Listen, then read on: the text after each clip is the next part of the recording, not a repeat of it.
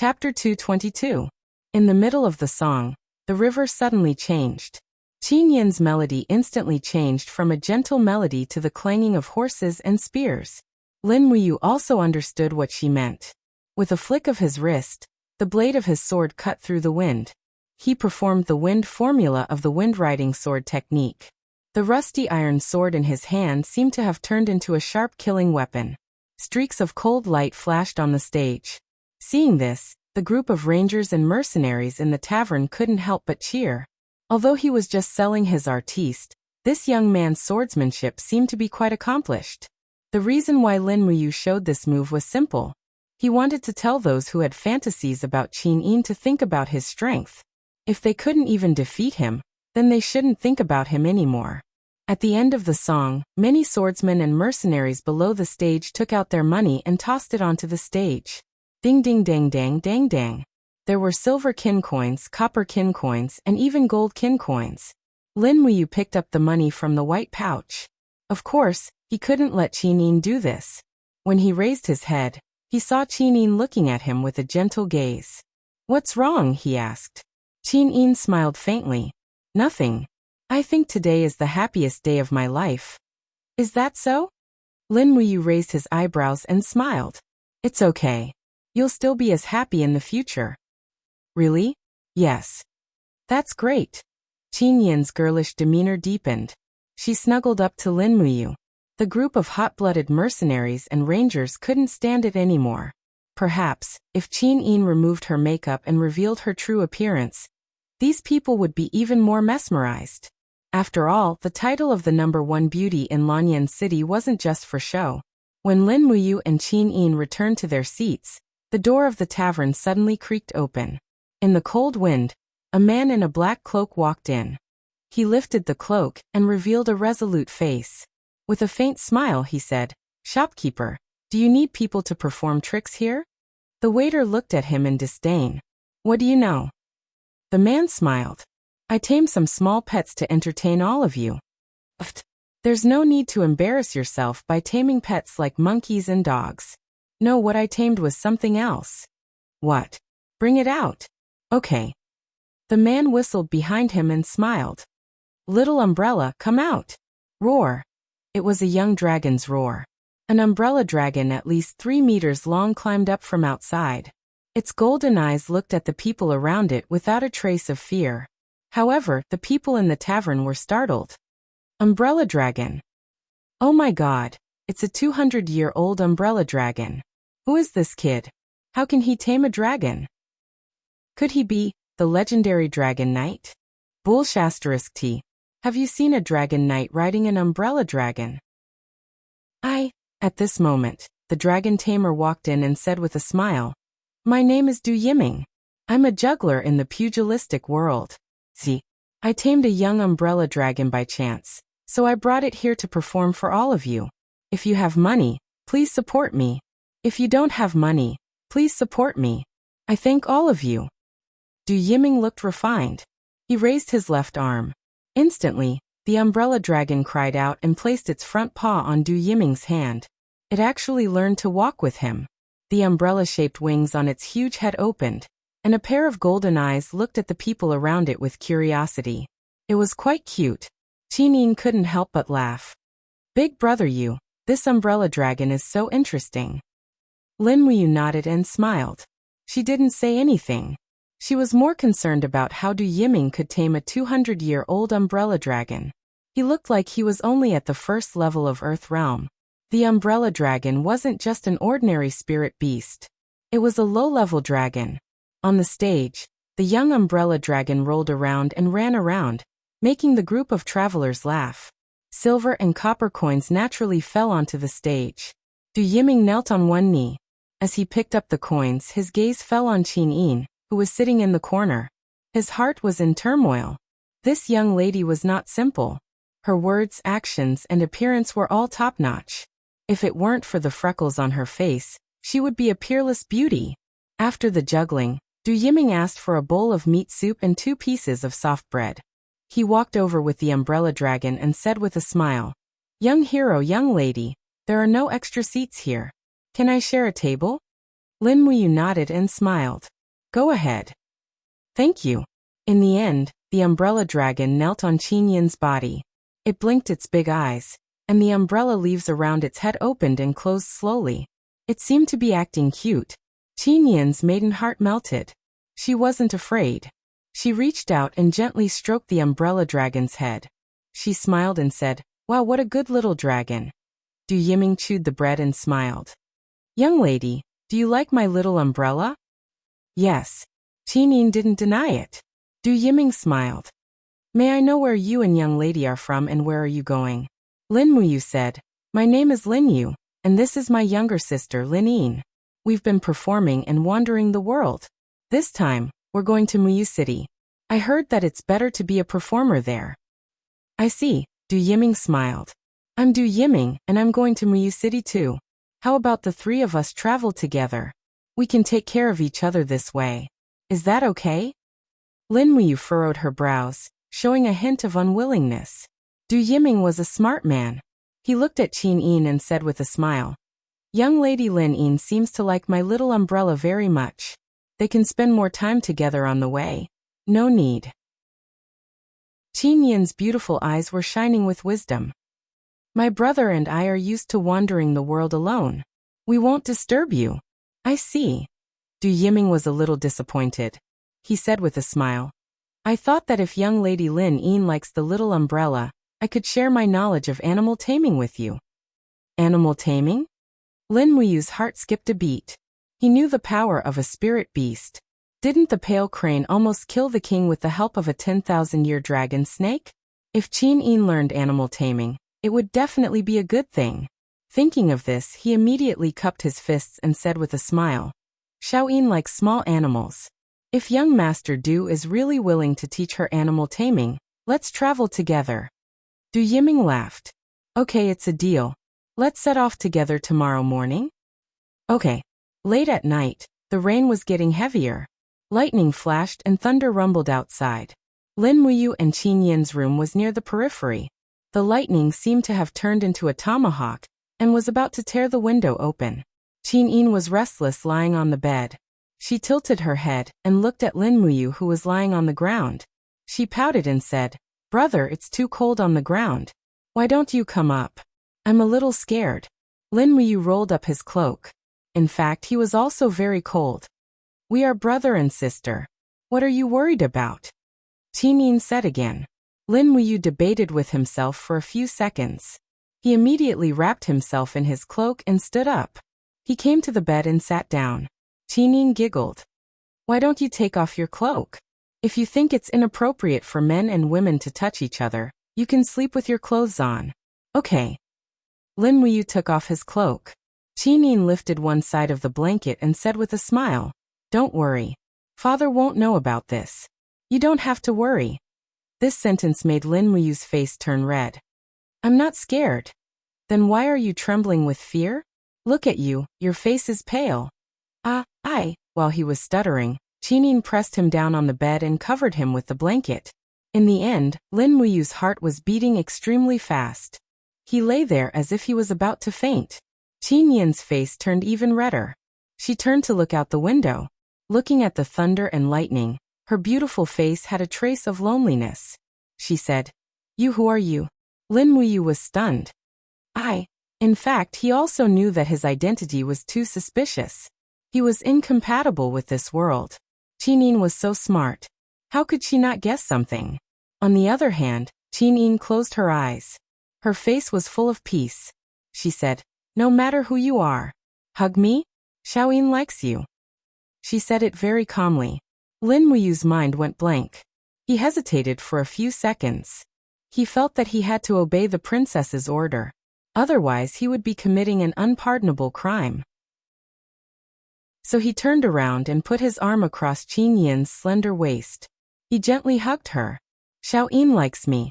What kind is it?" he asked. Qin Yin's delicate body trembled slightly. Her soft hand gently covered Lin Muyu's palm. Her long eyelashes trembled slightly. It seemed to confirm her heart at this moment. After a while she said faintly, "For a lifetime, we love each other." Lin Muyu's heart warmed. Although he was confused, There was one thing he was sure of. He liked Qin Yin. He liked everything about her. The person he liked also liked him. This was a great blessing. His palm unconsciously tightened. He hugged Qin Yin and said, "It's a pity that I don't belong to this world." Xiao Yin. However, Qin Yin suddenly turned around and their eyes met, interrupting him from continuing. Her bright eyes shone with a mesmerizing light as she looked deeply into Lin Muyu's eyes. She smiled faintly and said, "No matter who you is, no matter where you come from, and no matter how many people object, nothing can stop me from liking you. What do you think?" Lin Muyu was so moved that he was about to cry. Qin Yin said softly, "Brother Yu, if one day Xiao Yin ascends to the throne and becomes the empress, are you willing to be the empress for me?" Be the empress? Lin Muyu was stunned again. "I don't even know what to eat tomorrow morning. I really don't know how to answer you when you ask me such a faraway plan." Qin Yin giggled. She stretched out her snow-white arms and hugged his neck. "Sleep, sleep." But how could he sleep like this? Chapter 223. The next morning, the heavy rain did not stop, but they could not delay their journey, so they had to set off after breakfast. They bought 2 new cloaks with the money they earned from performing last night. Lin Muyu and Qin Yin put them on. This was a kind of cloak that could block the wind and rain, and was very suitable for traveling. "Young hero Lin, why are your eyes so red?" Du Yiming was leading a horse, and he saw the key problem at a glance. Of course, Lin Muyu could not say that she slept with Qin Yin last night, tossing and turning the whole night between touching her and not touching her, and she did not sleep at all. If she said that, Qin Yin would kill her, so she said, "I'm not used to the climate here, so I can't sleep." "Oh, I see. I have a bottle of tranquilizer here. If you don't mind, please accept it." "No need, thank you." Lin Muyu did not want to owe people too much, so she refused flatly, then came to Qin Yin's side, helped her up the horse and said with a smile, "Let's go, let's continue our journey." "Okay." Qin Yin nodded with a smile, and her beautiful face was slightly rosy, as beautiful as the morning clouds, like a newly married young wife, and Lin Muyu was a little dazed. Indeed, beautiful women, this species was absolutely lethal to men. He could not help but think of the question Qin Yin asked last night. Do you like me or Xiaoxi?" "I like both." "Then which one do you like more?" "I like both." "Humph, bastard, do you still want to eat both?" Her Royal Highness threatened fiercely. "In the future, you can only like me. Oh no, only like me a little more, or I'll ask father to cut your salary." "It's okay, I have money." "Boo-hoo, I'm so angry." Women were the ultimate creatures of jealousy, and men were probably the ultimate creatures of control. In fact, when they were petty, they were much scarier than women. The 3 of them rode slowly on the ancient path in the clouds. Lin Muyu held an umbrella and rested with her eyes closed. She silently circulated the dragon-forging bone remnant scroll to temper her bloodline and battle aura in order to raise her cultivation. At the same time, she extended her spirit pulse technique. There was no one with a strong aura within a radius of several miles. She guessed that they had not been followed. Beside her, Du Yiming was trying to please Qin Yin. The umbrella dragon was following the 3 of them in the forest not far away. "Young Master Du, didn't you say that you would teach Xiao Yin the animal taming technique?" Lin Muyu suddenly asked. Du Yiming came to a sudden realization. "Oh, I almost forgot. All right. Then I'll start teaching Miss Xiao Yin the mantra of the art of taming beasts. Repeat after me. The spirit of all beasts has a ruler. Heaven's creation has endless uses." Lin Muyu continued to close her eyes and rested. She didn't try to secretly learn it. After all, it would be the same for Qin Yin to teach her after she learned it. Not long after, Du Yiming began to teach Qin Yin how to communicate with wild beasts and communicate with them. However, it seemed that Qin Yin still couldn't grasp the gist of it. After trying a few times, she couldn't even communicate with the warhorse. Du Yiming, on the other hand, patted his warhorse's head and said, "Horse, horse, cry 3 times for me to hear." The warhorse raised its head and cried 3 times. It was very magical. It seemed that this Du Yiming did have some ability. Oh, Qin Yin closed her eyes, but she still couldn't communicate with the warhorse. She couldn't help but feel a little frustrated. Lin Muyu gently said, Don't rush, take it slow. This immediately calmed Qin Yin down. She smiled and nodded. Yes, this made Du Yiming feel bad. A look of jealousy flashed across his face. At dusk, the heavy rain seemed to be about to stop. Qin Yin pulled the belt of the cloak in front of her chest and lifted the hood on her head. Her long hair fluttered gently in the wind. She touched her wet face, but she didn't want to touch the freckles. She carelessly stuck the freckles on her hand. Lin Muyu saw this and hurriedly said, Xiao Yin, you're that? Ah. Qin Yin didn't know. She looked at him with wide eyes. What's wrong? At this time, Du Yiming looked over and saw Qin Yin's snow-white and flawless face. Suddenly, that gorgeous and graceful peerless face appeared in front of him. Du Yiming's eyes widened in an instant. He was almost petrified. He murmured, There's actually such a fairy-like woman in this world. Only then did Qin Yin realize that her freckles had fallen off. It was useless to be anxious. Anyway, she couldn't hide it from Du Yiming. Lin Muyu was calmer and said, Stick it on. Okay. Qin Yin stuck the freckles on her face again, reducing her beauty by more than 50%. Lin Muyu said with a smile, Young Master Du, my sister Xiao Yin is indeed outstanding. The martial world is dangerous. For the convenience of traveling, we can only use this method. I hope you can keep this secret for us. Of course, Du Yiming nodded repeatedly. It's getting late. Let's walk a few more miles and find an inn to stay in? Okay. Not long before, there was indeed an inn. Du Yiming led the horse and walked in front. He said with a smile, I know the innkeeper of this inn. He's an old friend of mine. His name is Lu Jun. He'll definitely prepare a cheap first-class room for us tonight. Okay, thank you. After entering the inn, as expected, a wretched-looking man of about 30 years old came forward. He said with a smile, Brother Du, long time no see. How have you been? Good. Du Yiming caressed the head of the umbrella dragon and said with a smile, Brother Lu, my two friends and I will be staying here for the night. Sorry to disturb you. Could you please arrange 2 superior rooms for them? Okay, no problem. Lu Jun laughed loudly, but his eyes lingered on Qin Yin. Lin Muyu was a little angry. This Lu Jun was not a good person. He was very despicable. But since she was in someone else's territory, she would endure it if she could. This time, it was a superior room. There were 2 beds, and the bedding was very soft. At least she could sleep well. If she continued to hug Qin Yin to sleep, Lin Muyu was very sure that she would not be able to sleep at all. It was too unbearable. After dinner, they went to bed early. But for safety's sake, Lin Muyu still spread out the spirit pulse art and maintained a state of alert under the condition of light sleep. On the other hand, Qin Yin hugged the quilt and slept very sweetly, lying on her side on the bed facing Lin Muyu. Her sleeping face looked very beautiful. Late at night, Lin Muyu opened her eyes and let out a sigh of relief. The spirit pulse art was still spread out, searching for the surrounding energy aura. There were 2 cultivators living downstairs, both of whom were at the 3rd sky of the human realm. They were quite strong, but in Lin Muyu's eyes, they were not worth mentioning. Soon, her spirit pulse art found Du Yiming's room, but she found 2 auras. Something was wrong. Lin Muyu immediately used her battle energy to strengthen the hearing of the spirit pulse art. She could faintly hear the conversation between Du Yiming and Lu Jun. Brother Du, these 2 people today. How did you know them? That girl looks like she's a real gem. Brother Lu, you really have a good eye. Actually, the stain on Lin Yin's face is fake. If she removes the disguise, she can be said to be a peerless beauty. I really pity her. Is it really like what Brother Du said? It's absolutely true.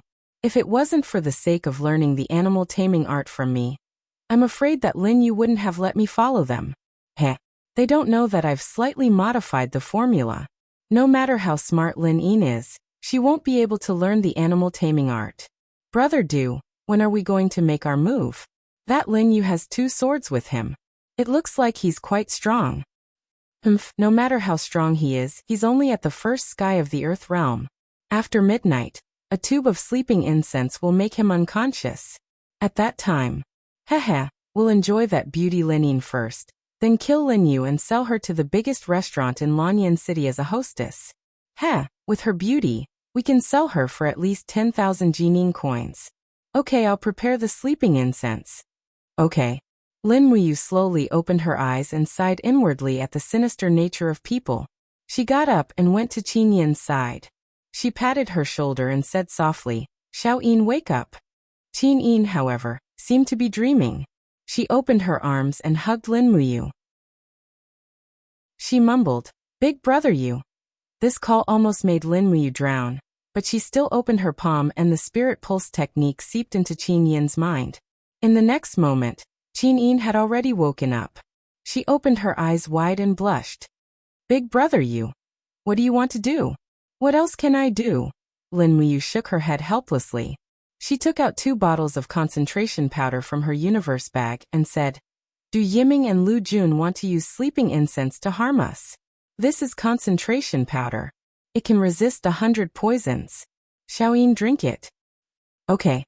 Qin Yin obediently drank the concentration powder. Lin Muyu also drank a bottle. She then lay on the bed and said, "Pretend to be asleep. It won't be too late to kill them when they make a move." Okay. They waited like this for a long time. Finally, there was a rustling sound from outside. The paper window was broken, and a strange fragrance came in. Lin Muyu and Qin Yin continued to pretend to be asleep. Another 10 minutes later, the door was opened with a squeak. Lu Jun and Du Yiming walked in. After closing the door, Lu Jun said, "Are you all dead asleep?" "That's for sure. My 100 poison ecstasy fragrance deserves its reputation." Lu Jun walked forward and shook Lin Muyu's shoulder. "Young hero Lin, wake up." Lin Muyu pretended not to know and continued to sleep. She's really enchanted." Lu Jun chuckled and walked to Qin Yin's bedside. He said with a smile, "This charming little vixen is indeed beautiful after removing her makeup. Let me kiss her first." At this moment, Du Yiming pulled out his long sword and said with a smile, "I'll send you to heaven first, Lin Yu." But at this moment, a golden light flashed, and a glowing golden gourd vine broke out from the ground, wrapping around Du Yiming. Lin Muyu raised her hand and pulled out her iron sword, and with a swing, the blade of the sword was filled with the glow of battle energy. Heaven! Heaven realm! Du Yiming's eyes widened. Before he could finish speaking, his heart was already pierced. And Qin Yin opened her eyes. Lu Jun, who was close to her, was so frightened that he screamed and took a few steps back. At this moment, the cute umbrella dragon rushed over and pounced at Qin Yin with its claws and fangs bared. Buzz! The god-binding chain suddenly lit up and pierced through the umbrella dragon's abdomen, killing it instantly. Pung! Lu Jun broke through the window and actually escaped. Lin Muyu jumped out of the window with her sword in hand. She looked carefully at the surrounding night, but couldn't find Lu Jun's figure. This Lu Jun didn't have a trace of cultivation, so the spirit pulse technique couldn't detect his location. "You're lucky." Lin Muyu snorted coldly and jumped up to the 2nd floor. "Xiao Yin will leave at night. We can't stay here anymore." "Yes." Lin Muyu bent down and searched Du Yiming's body. She immediately found a secret manual in his clothes. The words "Art of Psychic Communication" were written on it in yellowed handwriting. So it was this. She immediately passed it to Qin Yin and went downstairs with her horse. In the corner of the stable, a stallion was peeing. The urine flowed down the top of a person's head. This person was trembling all over as he squatted on the ground and looked into the distance. He said with a trembling voice, "My mother, what kind of people are these? They're too scary. Brother Du, you've sacrificed your life for our fellows in the flower-collecting world.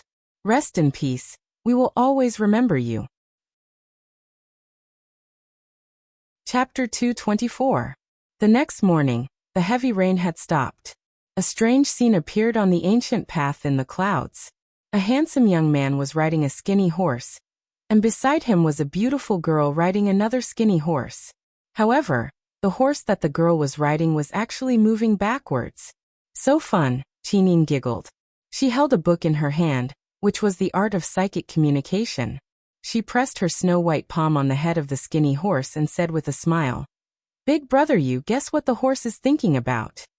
It must be thinking about whether it can eat fresh grass or hay for lunch." Lin Muyu replied with a smile. Ah. Qin Yin's mouth opened wide. You. How did you know? Humph. Is there even a need to think about it?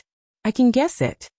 Lin Muyu led the way in front and said, Xiaoyin, stop torturing this skinny horse. Let it walk normally. At this speed, I'm afraid we won't be able to reach the next inn by night. Alright. Qin Yin patted the horse's back and said with a smile. Horse, you can walk normally now. The skinny horse neighed as if it had been pardoned. It turned around and no longer wanted to be tortured by the princess. It shook its head and tail as if it was very proud. After psychic communication, the war horse naturally knew that the girl on its back was someone above tens of thousands of people. It couldn't help but feel that it was no longer a normal horse, but a divine horse of the princess. Xiaoyin, is this art of psychic communication really that magical? Lin Muyu asked. Qin Yin nodded. You can use the power of soul to communicate with spiritual beasts. However, the prerequisite is that the spiritual beast must be weaker than you. Otherwise, the spiritual beast will not communicate with humans at all.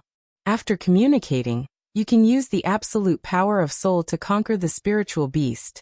Naturally, you can tame the umbrella dragon like Du Yiming did. However, Du Yiming is. Qin Yin blushed and said, that kind of rapist is not worth mentioning. Furthermore, Du Yiming's cultivation is low. This art of psychic communication has a total of 8 scrolls. And Du Yiming has only barely cultivated to the 2nd level. He is still far from the highest level of psychic communication. Is that so? Lin Muyu stretched out her hand and said with a smile. Come Xiaoyin, let me learn as well. Qin Yin giggled. You also wants to tame spirit beasts? Yes. Lin Muyu nodded. How cool and arrogant it is to have a powerful pet. What do you think, Xiaoyin? Yeah. Qin Yin pursed her red lips and said. It's a pity that there aren't any powerful spiritual beasts on this official road. Otherwise, we could tame a spiritual beast and test out the power of the spirit communication technique. There's nothing wrong with that.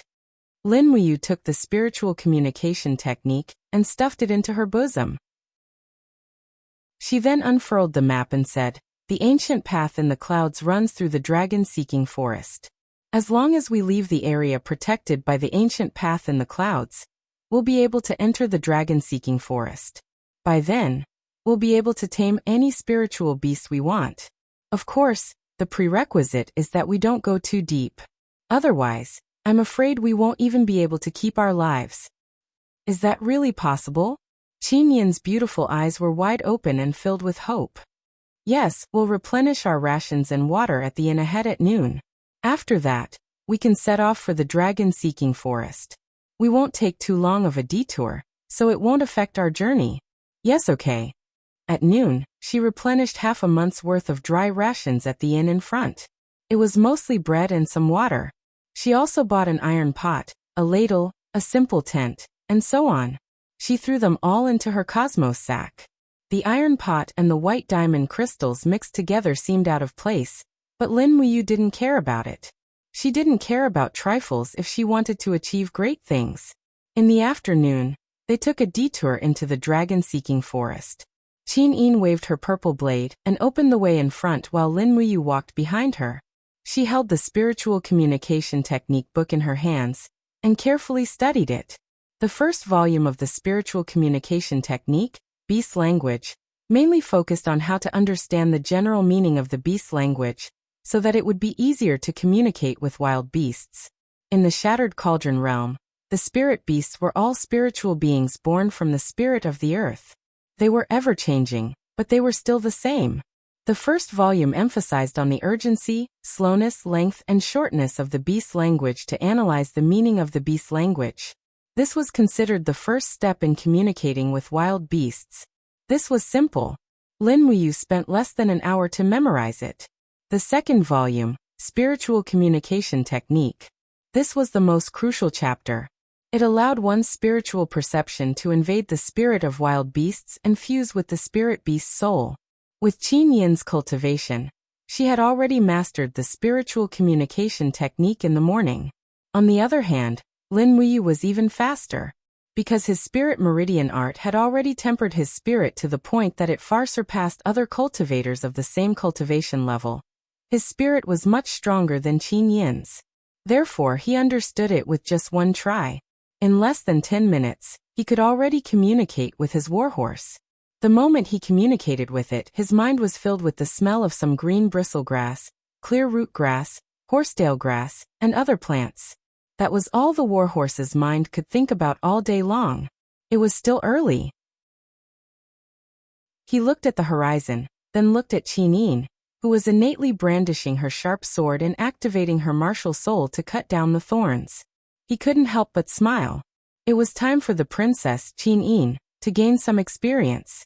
Surviving in the wilderness was originally a way to hone one's willpower. As the princess of the empire, Qin Yin had a lot to bear in the future. The more she gained experience here, the more she could become a wise emperor. Continuing to practice, the third volume, the subjugation technique. The main content of this volume was to use one's own spirit to forcefully subjugate a beast spirit, making the spirit beast submit to one's will. This feeling was similar to forceful taming. That Du Yiming did not seem to be able to achieve this step, probably because the strength of his spirit was not strong enough. Flipping through it further, there were still 5 more volumes in order: nurturing assimilation, armor transformation, sky piercing, and spirit transformation. The more he listened, the more he felt it was amazing. But he could only take it one step at a time. He had to complete the subjugation technique first. After studying it carefully for a while, and memorizing all the words of the spiritual communication technique, Lin Muyu returned the book to Qin Yin. He then sat upon his warhorse and slowly circulated his dou qi, raising the strength of his spirit. Following the subjugation technique's mantra, he practiced it repeatedly. Not long after, he felt a warm current in his mind, as if it had seeped into his entire body. Lin Muyu was secretly delighted. This was the power of beast taming, mentioned in the spiritual communication technique. If he did not have this kind of power, he would not be able to truly tame a spirit beast. It was obvious that the relationship between Du Yiming and the umbrella dragon was not one of taming, but one of dependence. If one truly wanted to tame a spirit beast, they would have to sign a soul contract. Once Du Yiming died, the umbrella dragon would definitely die with its soul scattered. A pity that even after Du Yiming's death, the umbrella dragon still continued to attack Qin Yin. It was enough to show that Du Yiming's mastery in the spiritual communication technique was only at the tip of the iceberg. So the book ended up in the hands of Lin Muyu and Qin Yin. By nightfall, they had traveled far into the dragon-seeking forest. A few spirit beasts had appeared along the way, but they were only wild beasts with a lifespan of over 10 years and did not possess true spirituality. At this moment, Lin Muyu had already cultivated the power of beast taming. She was just waiting to find a spirit beast to test it out. Just then, there was a sudden fluctuation in the spiritual pulse technique. Lin Muyu quickly looked to the right and said, "Xiao Yin, there seems to be something following us over there." "Oh." Qin Yin smiled. "What is it?" "You'll know when you see it." Lin Muyu suddenly raised her arm. Immediately, green vines swept across the ground with a schwa schwa schwa sound, followed by a howl. It was a snow leopard. There was a golden pattern and 2 silver patterns on its forehead. It was a 1,200-year-old spirit beast. At this moment, its limbs were tightly bound by the gourd vines. Lin Muyu's strength far surpassed this 1,200-year-old spirit beast. Her martial soul was exceptionally powerful. Naturally, the snow leopard could not break free from the gourd vines. Qin Yin urged her horse forward and said with a smile, "You wants to tame this snow leopard?" I want to try." "Xiao Yin, protect me." "Yes." Lin Muyu stood still. He could understand the snow leopard's roar, which was filled with anger. But after a few minutes, the roar became more drawn out and became a cry for mercy. Lin Muyu could not help but laugh out loud. He activated the spiritual pulse technique and sent his spirit sense into the snow leopard's mind. Lin Muyu's body trembled, as if he had entered a different dimension. Roar! From within the chaos, the snow leopard's beast spirit pounced forward, its claws extended. "Impudent!" Lin Muyu shouted and punched out, sending the snow leopard's beast spirit flying. Lin Muyu chased after it and stepped on its body, letting it howl in pain. Lin Muyu's spirit sense increased, and the power of beast taming transformed into a white ripple that washed over the snow leopard's beast spirit. Not long after, the snow leopard's beast spirit trembled uncontrollably, begging for mercy. "Spare me, I am willing to submit." Suddenly, a voice rang out in Lin Muyu's mind. He opened his eyes and saw the snow leopard crawling before him, like a little puppy begging for mercy. It really submitted. Withdrawing his spirit sense, Lin Muyu placed his palm on the snow leopard's head, and a milky white stream of warmth flowed into him. The spirit assimilation of the Conqueror Manual, allowing one's own soul to completely dominate the spirit beast's mind. That was the true conqueror, a conqueror that the spirit beast would never be able to resist. The snow leopard howled and crawled obediently at its master's feet, even wagging its tail. Qin laughed lightly as she dismounted and stroked the snow leopard's head. She said with a smile, "Big brother you, it's suddenly become so cute." "That is." Lin Muyu smiled proudly. But at this time, the snow leopard suddenly howled violently. It bared its fangs and brandished its claws, revealing its ferocious appearance. Traces of blood seeped out of its eyes and mouth, and it fell to the ground, struggling and crawling. It looked as if it was about to die. "What's wrong?" Lin Muyu turned pale with fright. Qin hurriedly flipped through the Conqueror Manual. She raised her head and said, "Big brother you, quickly stop using your spirit sense to invade its mind. This snow leopard's soul is not strong enough to withstand your soul. It's about to die." Lin Muyu did not want to let the snow leopard die in vain, so she quickly withdrew all of her spirit sense. Immediately, the snow leopard's pain disappeared. It ran into the forest with its tail between its legs, not daring to attack Lin Muyu and Qin anymore. She could not help but feel a little disappointed. Lin Muyu clenched her fists and said, "Damn, the cooked duck flew away." Qin smiled lightly and comforted her. "Don't be sad. Just find another spirit beast with a stronger soul, and tame it." Chapter 225. The night sky was filled with stars. The bonfire swayed gently in the cold wind, and a simple tent was built under the rock wall. The bottom of the tent was padded with some hay, but it didn't seem to help. Fortunately, Lin Muyu also bought a quilt and stuffed it into the universe bag. This universe bag was really hard work. Without it, they wouldn't have been able to carry so many things. However, the quilt was slightly thin, so it wasn't possible to rely on it to keep out the cold. Moreover, the tent was quite shabby with holes all over it, and the cold wind blew in. Qin took off her boots and hugged the quilt as she sat in the tent. She looked at the flickering flames outside and said with a smile, "Brother Ayu, it's cold outside. Come in quickly. Keep the flames burning, and you can scare away most of the spirit beasts." "Okay." Lin Muyu added a few more thick sticks of firewood before opening the door of the tent. Bringing the cold wind with her, she entered the tent. However, her brows were still furrowed as she looked outside, as if she was still worried. Qin couldn't help but giggle and asked, "What are you worried about? Dragon-seeking forest isn't an ordinary forest." Lin Muyu laughed at herself and said, "Last time, I went to the depths of dragon-seeking forest with Wei Chou, Xia Hosang and the others, and we were almost killed by a spirit beast. I still have lingering fears when thinking about it. We must be extra careful when spending the night in dragon-seeking forest. Those spirit beasts are all smarter than the other." Qin chuckled. "But you also said that it's the depths of dragon-seeking forest, and we're only at the edge of dragon-seeking forest. How strong of a spirit beast can there be? Spirit beasts have a fixed territory. Normally, spirit beasts won't leave their territory unless something big happens. Brother, you know this habit too." "Okay." Lin Muyu touched her nose and smiled. "It should be because it's afraid of being chased by the heaven beast that time." "Heaven beast?" Qin suddenly widened her eyes. You encountered a heaven beast?" "Yes. If it wasn't for the appearance of this heaven beast, Han Shao wouldn't have died in front of us." "When did this happen?" "The second time was when I hunted 6,000-year-old light-type spirit stones for Yu Qiyan to forge a longsword for you." Lin Muyu leaned on the hard pillow and put her arms behind her head. She sighed and said, "That was a 13,000-year-old heaven beast. We weren't its match at all. We were lucky to escape alive that time." "Oh my God, a heaven beast that's more than 10,000 years old. That's a legendary sacred beast." Qin was slightly angry as she said, "I didn't know about this at all. It must be that bastard supervisor Chaiqiong's idea. Humph, I'll definitely punish her after we return to the Zetian Palace." "No need." Lin Muyu tilted her head and looked at her. "Xiao, the Imperial Guard's mission is to protect Zetian Palace Hall. And the Eagle Guard's duty is to provide some precious spirit stones for the Imperial family.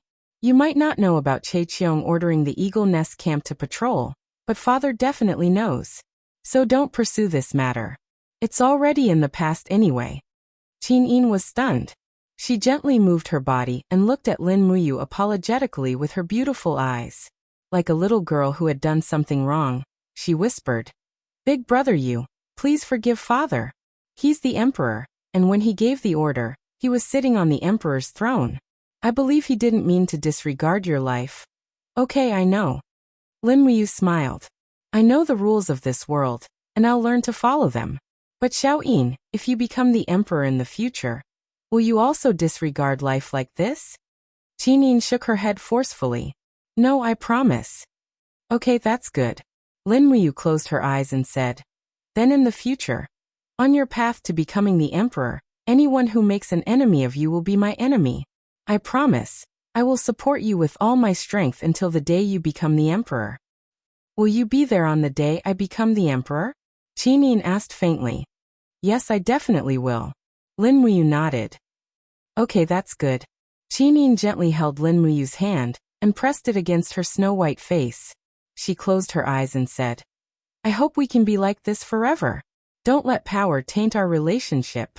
"I won't." "Okay." Not long after, Qin entered Dreamland. She still held Lin Muyu's left hand in her arms and held it tightly. She slept peacefully like a beautiful elf born from the forest, making people feel infatuated and intoxicated. It was almost dawn, but it was still dark outside. Lin Muyu had also fallen asleep. The bonfire crackled and burned the last of the wood, leaving only a wisp of smoke floating in the mountains. Huff! In the distance, a pack of wolves bared their teeth and mucus slowly dripped from their mouths. Their brown eyes stared fixedly at the simple and crude tent. To them it was a delicious meal. The alpha wolf's eyes faintly glowed with a golden luster. It had already gained intelligence. It let out a low growl as it looked into the distance. Its eyes were filled with greed. It could sense that the two people in the tent were faintly emanating spiritual energy. To it, this was a delicious meal. When a spirit beast devours the bodies of humans with cultivation, it can also greatly increase and accelerate its lifespan and cultivation. Lifespan was only a standard to evaluate a spiritual beast's strength. A 10,000-year-old spiritual beast might not really have lived for 10,000 years. Perhaps 3,000 years of these 10,000 years were provided by humans. Roar! The alpha wolf suddenly roared and led more than 30 wolves down the mountain, heading straight for the tent. In his sleep, Lin Muyu's spiritual meridian technique produced a violent fluctuation. He suddenly woke up and quickly retracted his hand. He shook Qin's fragrant shoulder and said, "Xiao, don't sleep anymore. A spiritual beast is sneaking up on us. Wake up quickly." "Okay." Qin quickly sat up and put on her little boots. At the same time, she took out a blue space bag from her waist and took out an exquisite 7-string jade zither. "What are you going to do with the zither?" Lin Muyu asked in surprise. "It's a pack of swift wolves that attacked us. Are you going to smash them to death with the zither?" Qin chuckled. "You'll find out later." "All right." Lin Muyu carried the sword and walked out of the tent. The pack of wolves in the distance had already scurried over. There were more than 30 of them, and they were aggressive. The alpha wolf was a swift wolf with golden fur at the tip. It looked very different. There were 3 golden patterns on its head, and it was a 3,000-year-old spiritual beast. The rest of the swift wolves lived between 100 to 2,000 years, and they were not very strong. The dragon spirit sword softly let out a sword cry, as if it was cheering for the upcoming slaughter. At this time, Qinin also carried the 7-string jade zither to Lin Muyu's side. Her body was surrounded by dense battle energy, and the milky white battle energy suddenly floated in front of her like a light mist. Holding the 7-string jade zither, Qin Yin's clothes fluttered as she stood in front of the zither.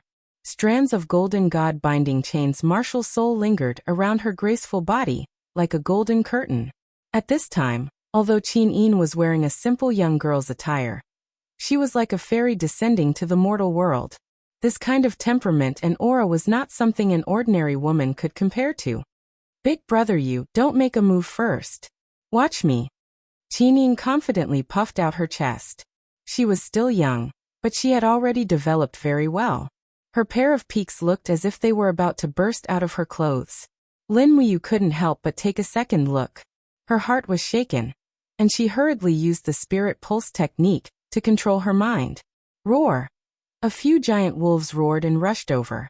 Each of them opened their bloody mouths wide, ready to pounce on Yang Ling. At this time, Qin Yin suddenly raised her hand, and a sharp zither sound swept past.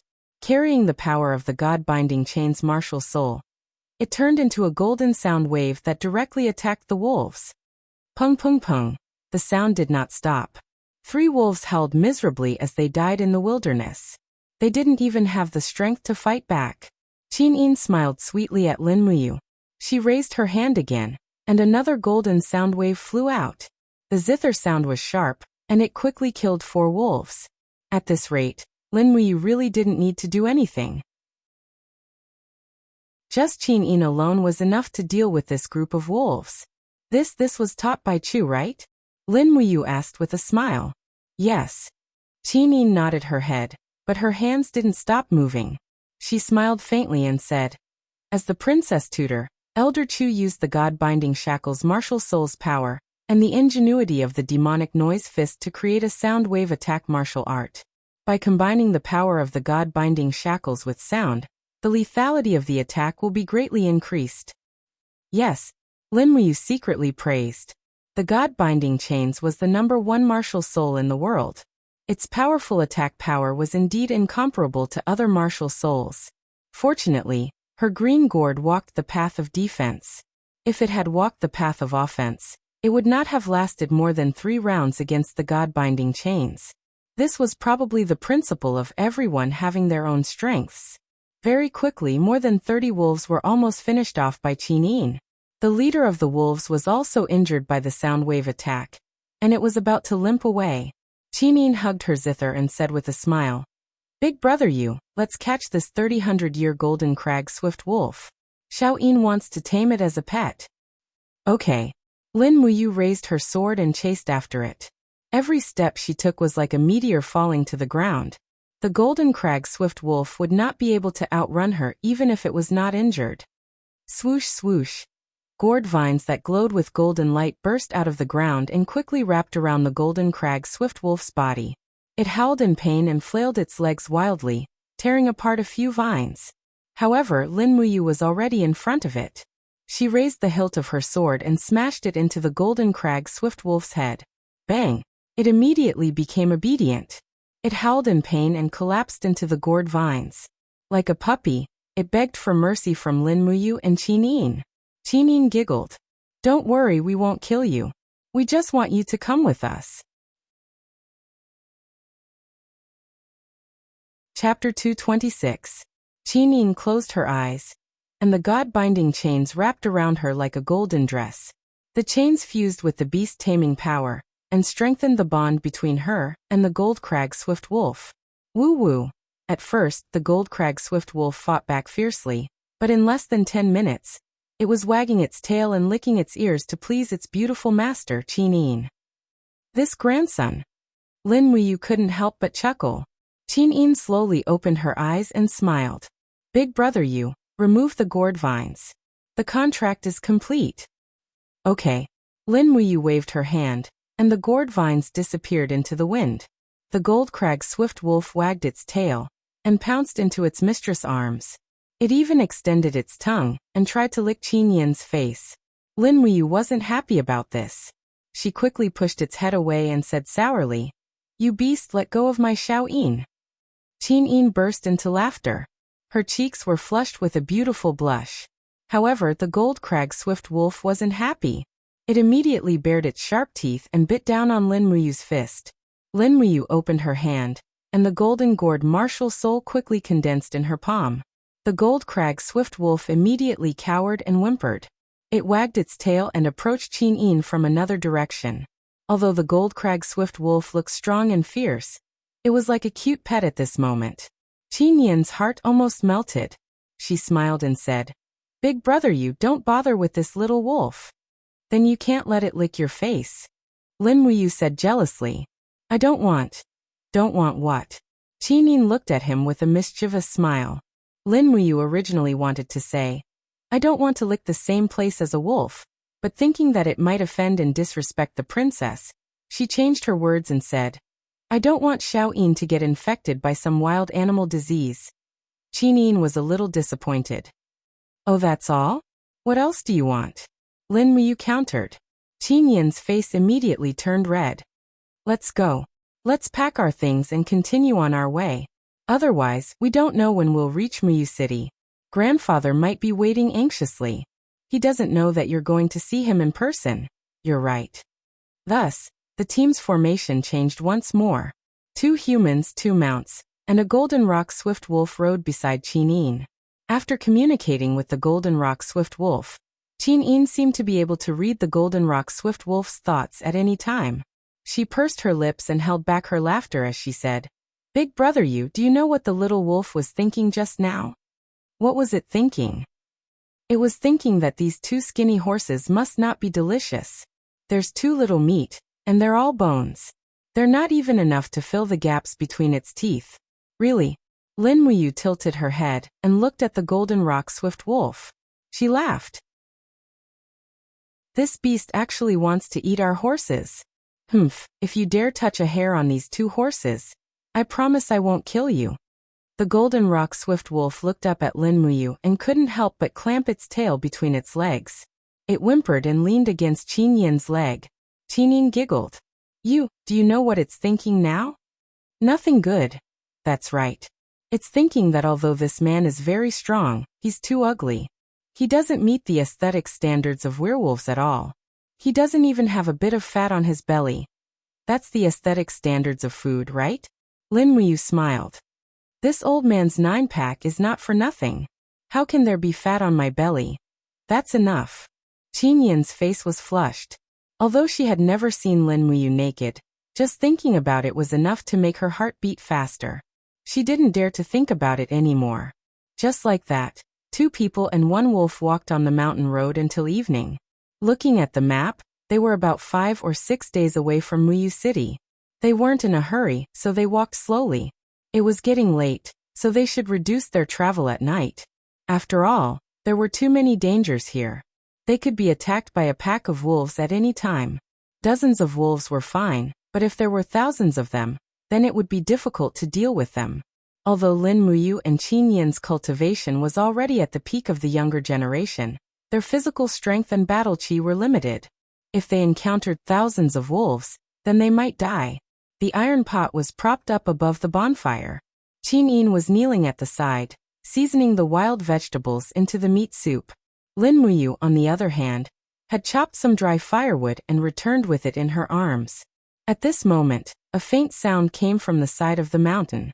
It seemed to be the sound of a branch being stepped on. "Someone is coming." Lin Muyu put down the firewood and whispered, "It looks like they're coming with bad intentions. Who could it be?" Qin Yin didn't look up. She only slightly increased her battle chi, and the god-binding lock was not released. "Who knows? Let's wait for them to make a move first. Condense your aura shield." "And I know." She smiled sweetly. "Don't worry, Xiao Yin can protect herself." Lin Muyu naturally put down her guard. There were a total of 24 human auras on the mountain, and the strongest was only at the first level of the Earth realm. Even if this group of people attacked together, they might not be a match for Qin Yin, not to mention herself. However, those people didn't seem to attack too early. They probably wanted to use bows and arrows to attack from afar. The mountain was 200 meters away from here. Their arm strength shouldn't be able to reach 200 meters, right? But at this moment, the people hiding in the wild forest attacked. Whoosh! A sharp arrow pierced through the air. The arrow was imbued with true energy, and it still maintained its speed and power when it was only 10 meters away from Lin Muyu and Qin Yin. As expected, there was someone capable. However, Lin Muyu had long since seen through this arrow. She took a step forward and appeared in front of Qin Yin. Her palms were covered in battle armor, and her energy swept out. With a loud bang, the arrowhead and the arrow shaft were smashed into pieces. The battle chi dissipated in the air and spun rapidly. On the mountain, the sound of swords being unsheathed could be heard. A group of people also stood up. They were all dressed like mercenaries. One of them held a spear and shouted, "Charge down there and kill those two. Take their heads and you'll be rewarded 5,000 Jin coins. Brothers, it's time to get rich. Kill them." Qin Yin continued to pick and wash the wild vegetables and put them into the pot. She smiled and said, "Big brother, do you need me to do it?" "No need." Lin Muyu chuckled coldly. Another group of mercenaries who value money more than their lives. How annoying. Qin Yin chuckled. This is a difficult world. Jin coins can help people survive, so it's naturally very attractive. These people are only killing for money. Perhaps, there's no need to kill them all. Big brother, please spare their lives. Just don't let them continue to harm others. Lin Muyu slowly pulled out her dragon spirit sword. Then I'll destroy their seas of vital energy so they can't continue to cultivate, but they'll still have the strength to farm and graze.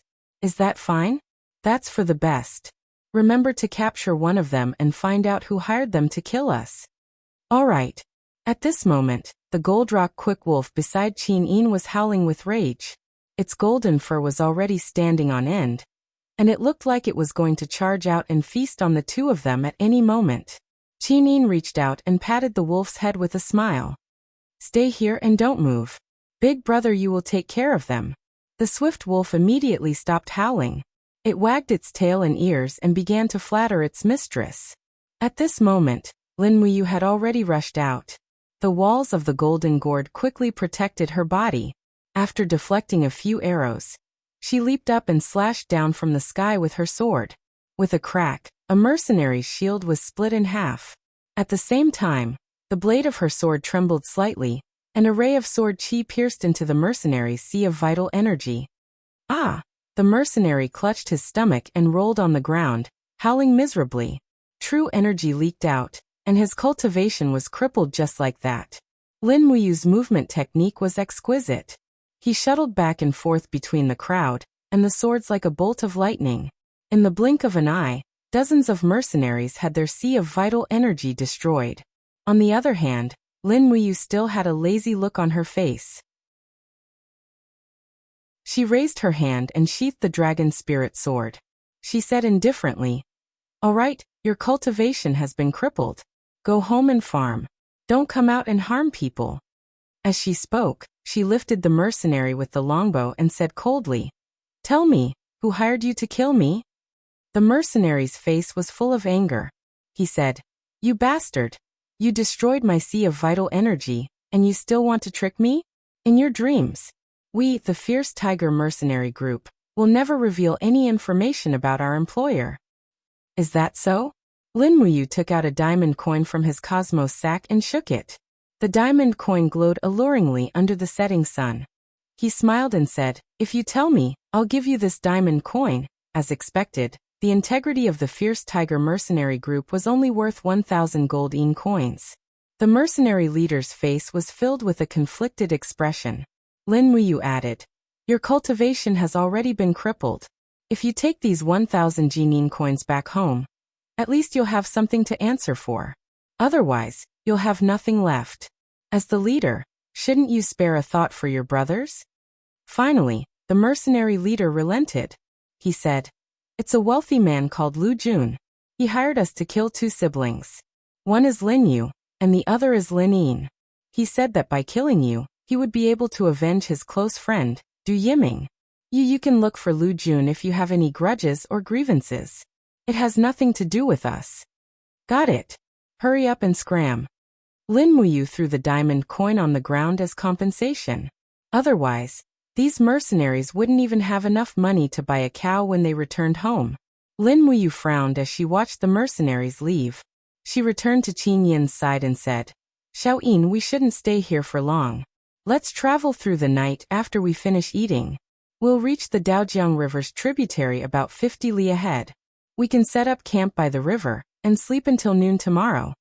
Qin Yin nodded with a smile. Yes, I'll listen to you. Come and try my soup. How is it?" Lin Muyu tasted it and her face turned green. "Is it good?" "Delicious. Why is your voice hoarse? You'll have to ask how much salt you put in." "I'm in the wrong." "No, you're not in the wrong. It's the salt that's wrong." Chapter 227. Feeling thirsty. Lin Muyu rode on the skinny horse and continued on her way. As they were in the dragon-seeking forest at night, she did not have to worry about exposing her identity. Lin Muyu immediately used the secret art of sword kinesis with fire. The dragon spirit sword blazed brightly as it flew in front, opening up a path. Lin Muyu brought Qin Yin along as she sped forward. 3 hours later, they arrived at a river basin. A cool breeze blew, bringing with it the smell of river water. Lin Muyu and Qin Yin led the horse along the river slowly. They could even see the weeds sprouting on the ground. This meant that spring was coming, and the harsh winter was about to pass. Rice River was a large river in the imperial capital's Mother River Basin. It was formed from the melting of the snowy mountains in the north of the Seven Seas Province. It flowed through the Seven Seas Province, North Ridge Province, South Zhongnan Province, and Heaven's Pivot Province. It seemed that the humans of the mainland were born around the Rice River Basin. This was the birthplace of human civilization in this plain. Now that they had entered the Cloud Province, the Rice River in front of them was just a branch of the Rice River. It was already 1,000 meters wide. One could imagine how magnificent the main stream of the Rice River was. A towering tree soared into the sky, standing straight at the edge of Daojiang. Lin Muyu pointed and smiled. "Shall we camp under this tree tonight?" "Yes." Qin Yin nodded and smiled. "Just right. It's convenient to get water here. We don't have to walk too far to get water tomorrow morning." "Yes." After setting up the tent, it seemed that the humidity in the air had increased by a lot. It was far less cold than in the dragon-seeking forest. They started a bonfire and opened a small corner of the tent. Lin Muyu leaned on the pillow and looked at the Rice River. She suddenly asked, "Xiaoyin, why are there no boats on the Rice River?" "This." Qin Yin thought for a moment and said, "I've read about the Rice River in the Cloud Province in the past.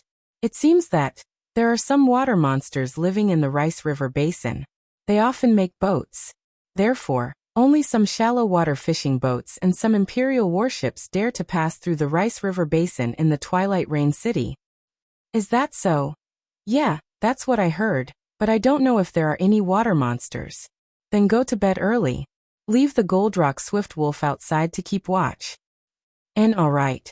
Lin Muyu covered herself with the quilt and slowly fell asleep. She could hear Qin Yin's gentle breathing. It seemed that Qin Yin was used to hugging Lin Muyu's arm to sleep. He chuckled inwardly and didn't say anything else. With the 3,000-year-old Golden Rock Swift Wolf guarding the perimeter, it should be relatively safe. The art of psychic mastery was indeed a good thing.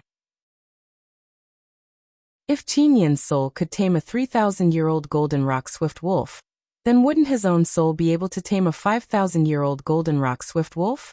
Thinking of this, he actually felt a little excited.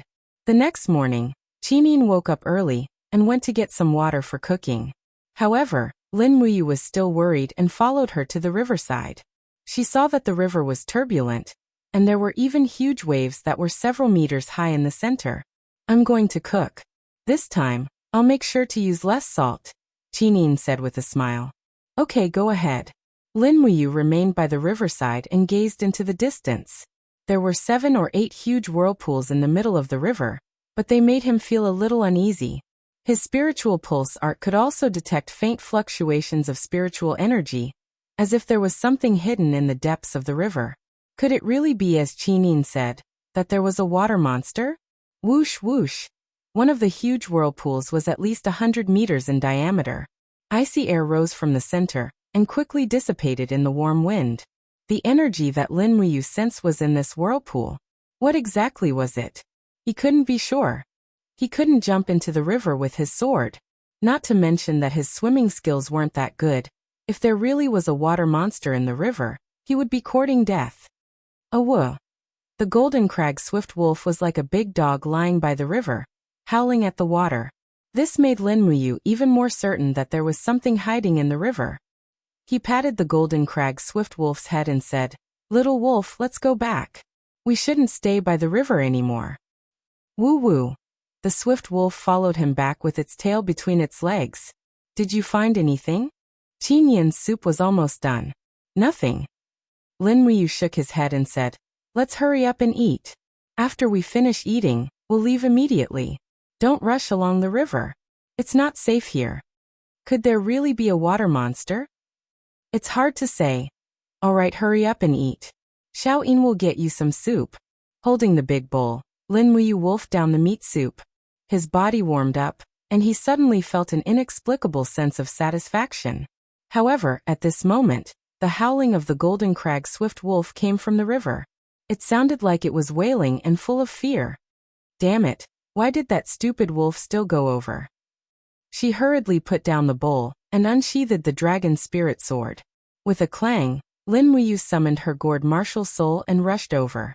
Qin Yin also carried her zither and followed behind. The golden rock swift wolf was already howling miserably in the water. Its body had been entangled by strange, thorny arms, and it was sinking into the water. Lin Muyu immediately raised her hand and shouted, "Entangle!" Golden gourd vines rose from the river and pulled the golden crag swift wolf's sinking body. At the same time, it struggled to send the wolf to the shore. They had to leave the river, or else Lin Muyu wouldn't have the confidence to win. As the golden crag swift wolf rushed to the shore, a huge creature was dragged out of the river.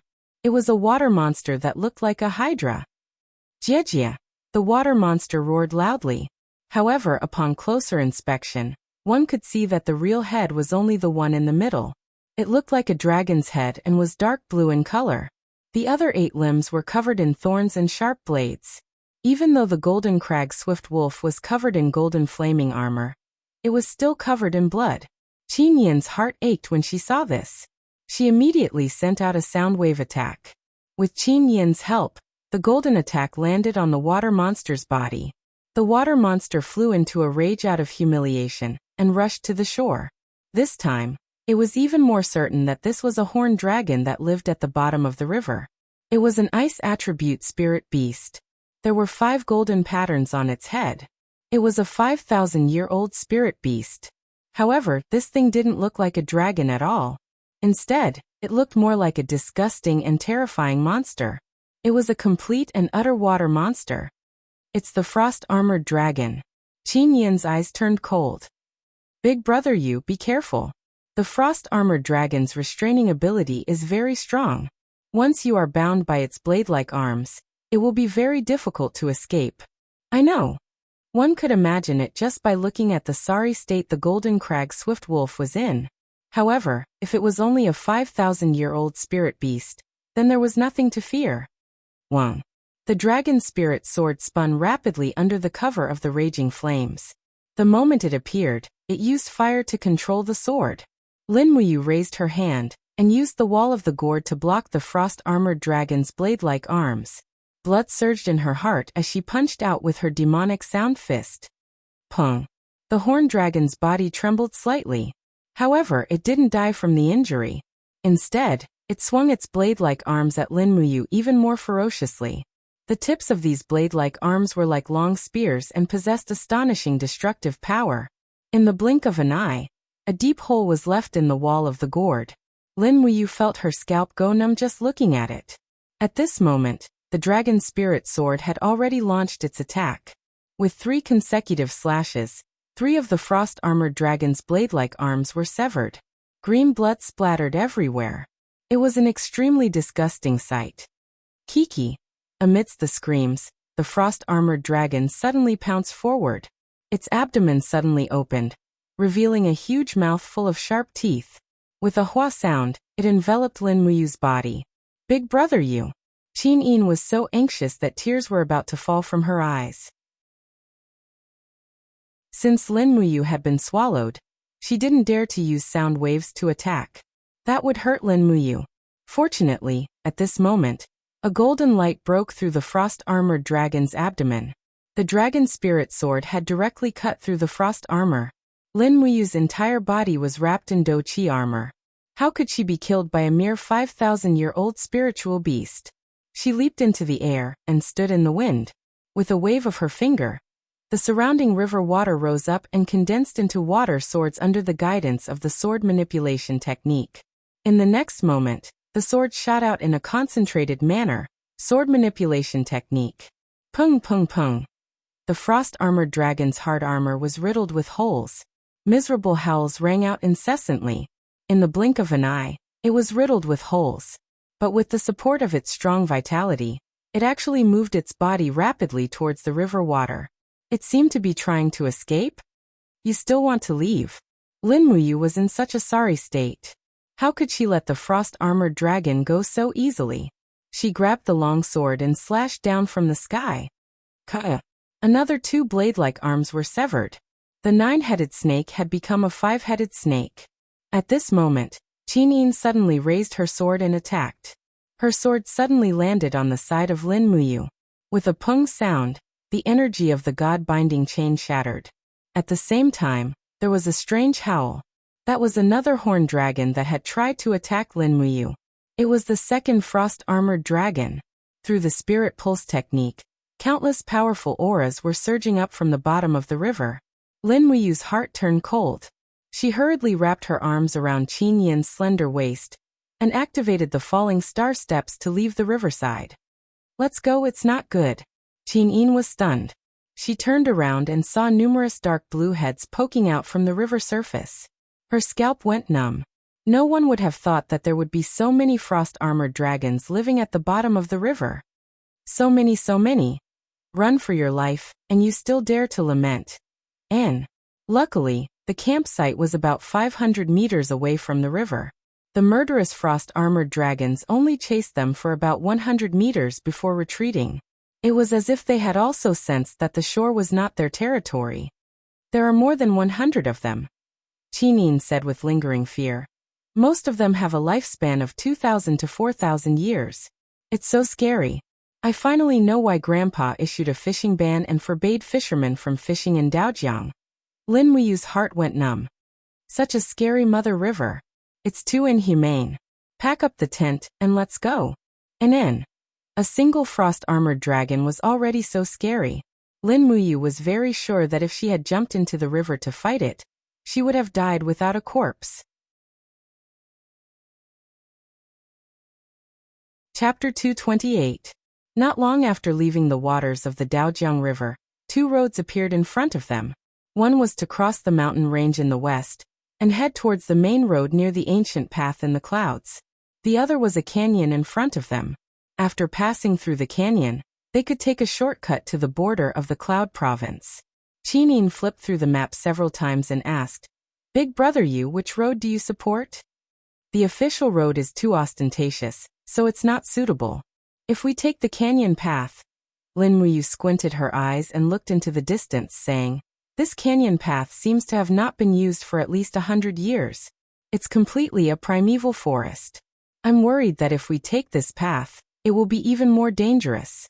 However, the danger from wild beasts is much less than from humans. I think we should take the canyon path." "Alright, it's a small path. Let's go." Amen. After entering the canyon, there were cliffs on both sides. The trees in the canyon were all so tall that they reached the sky. The ground was covered with a thick layer of leaves that were slowly withering. It was clear that no one had stepped into this place for a very long time. "Be careful." Lin Muyu suddenly felt a wave of alarm in her heart. She pulled Qin Yin and hid under a cliff. They could only hear the sound of an eagle's cry in the sky. A giant eagle with a wingspan of at least 10 meters flew over their heads. Qin Yin widened her beautiful eyes in shock. She watched the giant eagle fly far away before sticking out her tongue and saying with a smile, "This giant eagle has at least 10,000 years of cultivation, right?" Amen. It can only be higher and not lower. Lin Muyu nodded with lingering fear in her heart. We have to be careful. A 10,000-year-old spirit beast actually appeared in the vicinity. It's not simple. I feel a bit uneasy. Amen, just be careful. They continued on their way and encountered two foraging spirit beasts along the way. One was a 7,000-plus-year-old scarlet flame tiger, and the other was an 8,400-year-old frost lizard. Speaking of which, it was really strange. Didn't creatures like lizards hibernate during the winter? However, this lizard moved with heavy steps and walked around the mountains. Lin Muyu and Qinin even saw this lizard swallow a 120-year-old wild boar with their own eyes. That wild boar was really pitiful. It intruded into this area that it shouldn't have. It was simply courting death. It was almost noon, and it was time to find a place to rest. At this moment, Qinin pointed to the mountainside in front of them and said with a smile, "You look. There's a temple there. Should we go and take a look?" Lin Muyu narrowed her eyes. It's an abandoned temple. What's the point of going there? I'm just curious. All right then. Lin Muyu couldn't dissuade the little princess. She smiled and said, I'll take a look and leave. Yes. It was already afternoon when the two of them were halfway up the mountain. This temple had been abandoned for many years. The front hall was almost completely weathered into ruins. It was full of fallen leaves. The main hall still had some broken bricks and tiles. There was even a bronze statue that looked very old standing in the ruins. It was a Buddha statue with its palms together. However, it was covered in green copper, and the head of the Buddha statue had been weathered away. Lin Muyu gently reached out and touched it. Immediately, one of the hands of the Buddha statue crumbled and fell to the ground like a pile of mud. Damn, how many years has it been for it to be abandoned to this extent? Lin Muyu was secretly shocked. She said, at least 2,000 years. No. Qinin wiped the green copper off the base of the Buddha statue and said, at least 30,000 years of history. How can Xiaoyin be so sure? Because of this. Qinin pointed to a row of words that Lin Muyu couldn't understand at the base of the Buddha statue. She said, this ancient Buddha statue is called Xuanji Buddha, but the carvings on the base are Xiannan Buddha. Father had asked Xiaoyin to study the Buddhist scriptures, so Xiaoyin naturally knew that the Shattered Cauldron Realm continent worshipped 9 great Buddha. Xiannan Buddha was one of them. However, the name was changed to Xuanji Buddha during the war 30,000 years ago. Therefore, most people only know of Xuanji Buddha but not Xiannan Buddha. So that's how it is. Lin Muyu secretly sighed. The Buddhism of this world was completely different from her world. They actually didn't worship Vairocana. Qinin sincerely knelt in front of the Buddha statue. After praying for a while, she smiled and said, although the empires and dynasties of the continent have changed many times, the beliefs have never changed. They have always believed in the 9 great Buddha. Brother Yu, let's go. We can't stay here for long. This place has been abandoned for at least 10,000 years. Who knows what might be there? Okay. Lin Muyu nodded. However, just as she was about to leave, her heart suddenly moved. The spirit pulse technique rippled, as if there was spiritual energy fluctuating somewhere. Carefully sensing it, it was actually under her feet. What's wrong? Qinin looked at him in surprise. Lin Muyu immediately pulled out the dragon spirit sword and said, Xiaoyin, it seems like we might have found a treasure. I can feel energy fluctuations underground. It's not deep. Let me dig. Qinin couldn't help but laugh. This place has been abandoned for 10,000 years. What good things could there be? Who knows? We'll know once we dig. With a spin of the dragon spirit sword, Lin Muyu acted as an excavator and quickly dug a hole in the ground. Qinin stood to the side and smiled as she watched him search for treasures. Not long after, they dug nearly 5 meters deep. Suddenly, with a clang, the dragon spirit sword hit a hard object. It was actually able to block the sharpness of the dragon spirit sword, which was enough to show that it was definitely a treasure. Lin Muyu hurriedly bent down and gently pushed away the soil with her palm. However, she saw a bare, blood-stained lump of iron. She raised her hand and grabbed it, pulling it out with force. The more she pulled, the longer it grew. It was actually an iron rod that was nearly a meter long. To be more specific, it was a long piece of iron. It didn't look like a sword because there was no edge at all. The two sides were the same width. Perhaps it was a bit like a clumsy ancient measuring ruler. He jumped out of the deep pit and held the ruler in his hand. The energy fluctuations came from the ruler. What is this? Qinyin tilted her head and asked with a smile. I don't know either. Lin Muyu took out a water bag and carefully washed it. Immediately, the true appearance of the thing was revealed. It was indeed a ruler, but it was filled with words that Lin Muyu couldn't understand. He handed the ruler to Qinyin. Xiaoyin, do you recognize these words? Qinyin frowned slightly and looked at it for a long time. She shook her head. These are obscure ancient words. Xiaoyin can only understand one or two words. The rest are things I've never seen before. My head hurts. Lin Muyu speechlessly wrapped the metal ruler with a black cloth and carried it on her back together with the dragon spirit sword. She smiled and said, Forget it, let's hurry on. When we get back, we'll refine this ruler and see what the metal is like. And then let's go. After leaving the ancient temple, they climbed over a mountain and exited the canyon. When night fell, they set up camp in the forest. After setting up a campfire, Lin Muyu continued to patrol the surroundings. After confirming that there was no danger, he entered the tent and slept side by side with Qinyin. In his sleep, his body suddenly trembled and he slowly woke up. It felt like a dream, but the dream was very real. He dreamt that a man dressed in black had pierced his heart with a sword. This was like a warning. The spiritual pulse technique naturally spread out. Lin Muyu suddenly felt a chill in his heart. He shouted that something was wrong. A powerful force was already in front of him, but he was completely unaware. He reached out and carried Qinyin, who was still sleeping, out of the room. Shwa. In the cold night, a streak of sword light pierced through the tent, splitting the bedding they had just been covering in half. But Lin Muyu's sword was also very fast, quickly shredding the tent. She stood in an open space with Qinyin and stabbed her longsword at her opponent. It was a man dressed in black. Under the moonlight, his face was very handsome, so beautiful that he didn't seem like a real man. Lin Muyu's sword was fast and ruthless, and it was imbued with the power of her martial soul. The man sneered without the slightest fear. His smile seemed to be mocking her. With a ding, the dragon spirit sword was forcibly knocked away. Lin Muyu didn't even see this person attack. How fast is this sword technique? Whoosh! His sword whistled through the air as fast as lightning. Heavens! Lin Muyu had never seen such a fast sword before. The wall of the gourd only rose halfway before it was pierced. Her shoulder went numb, and her battle armor was already pierced through. Blood flowed out. At the same time, the wall of the gourd enveloped her body. He raised his sword and pounced forward. Wind sword art. Wind symbol art. Ding ding ding. 3 sparks blossomed in the night, and Lin Muyu's 3 swift attacks were all blocked.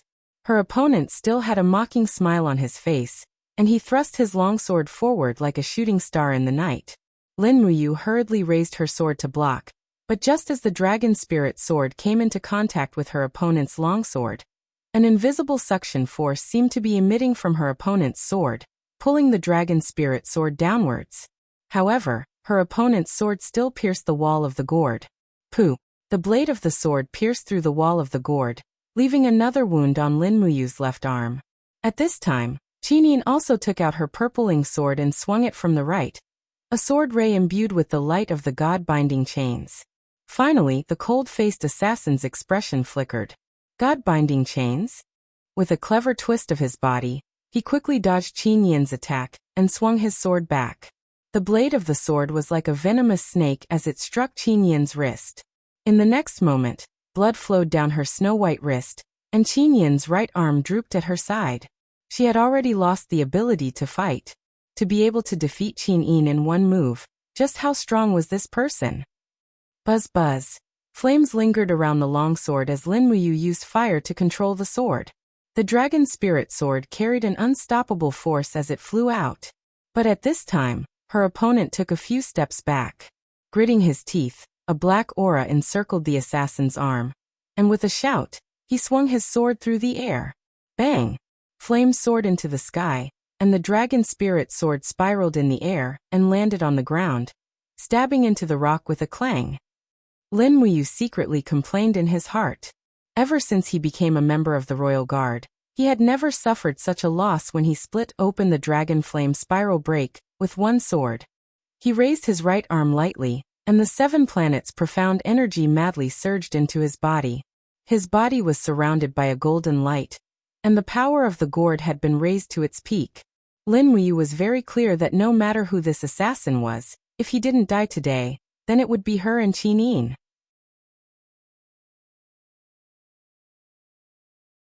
Chapter 229.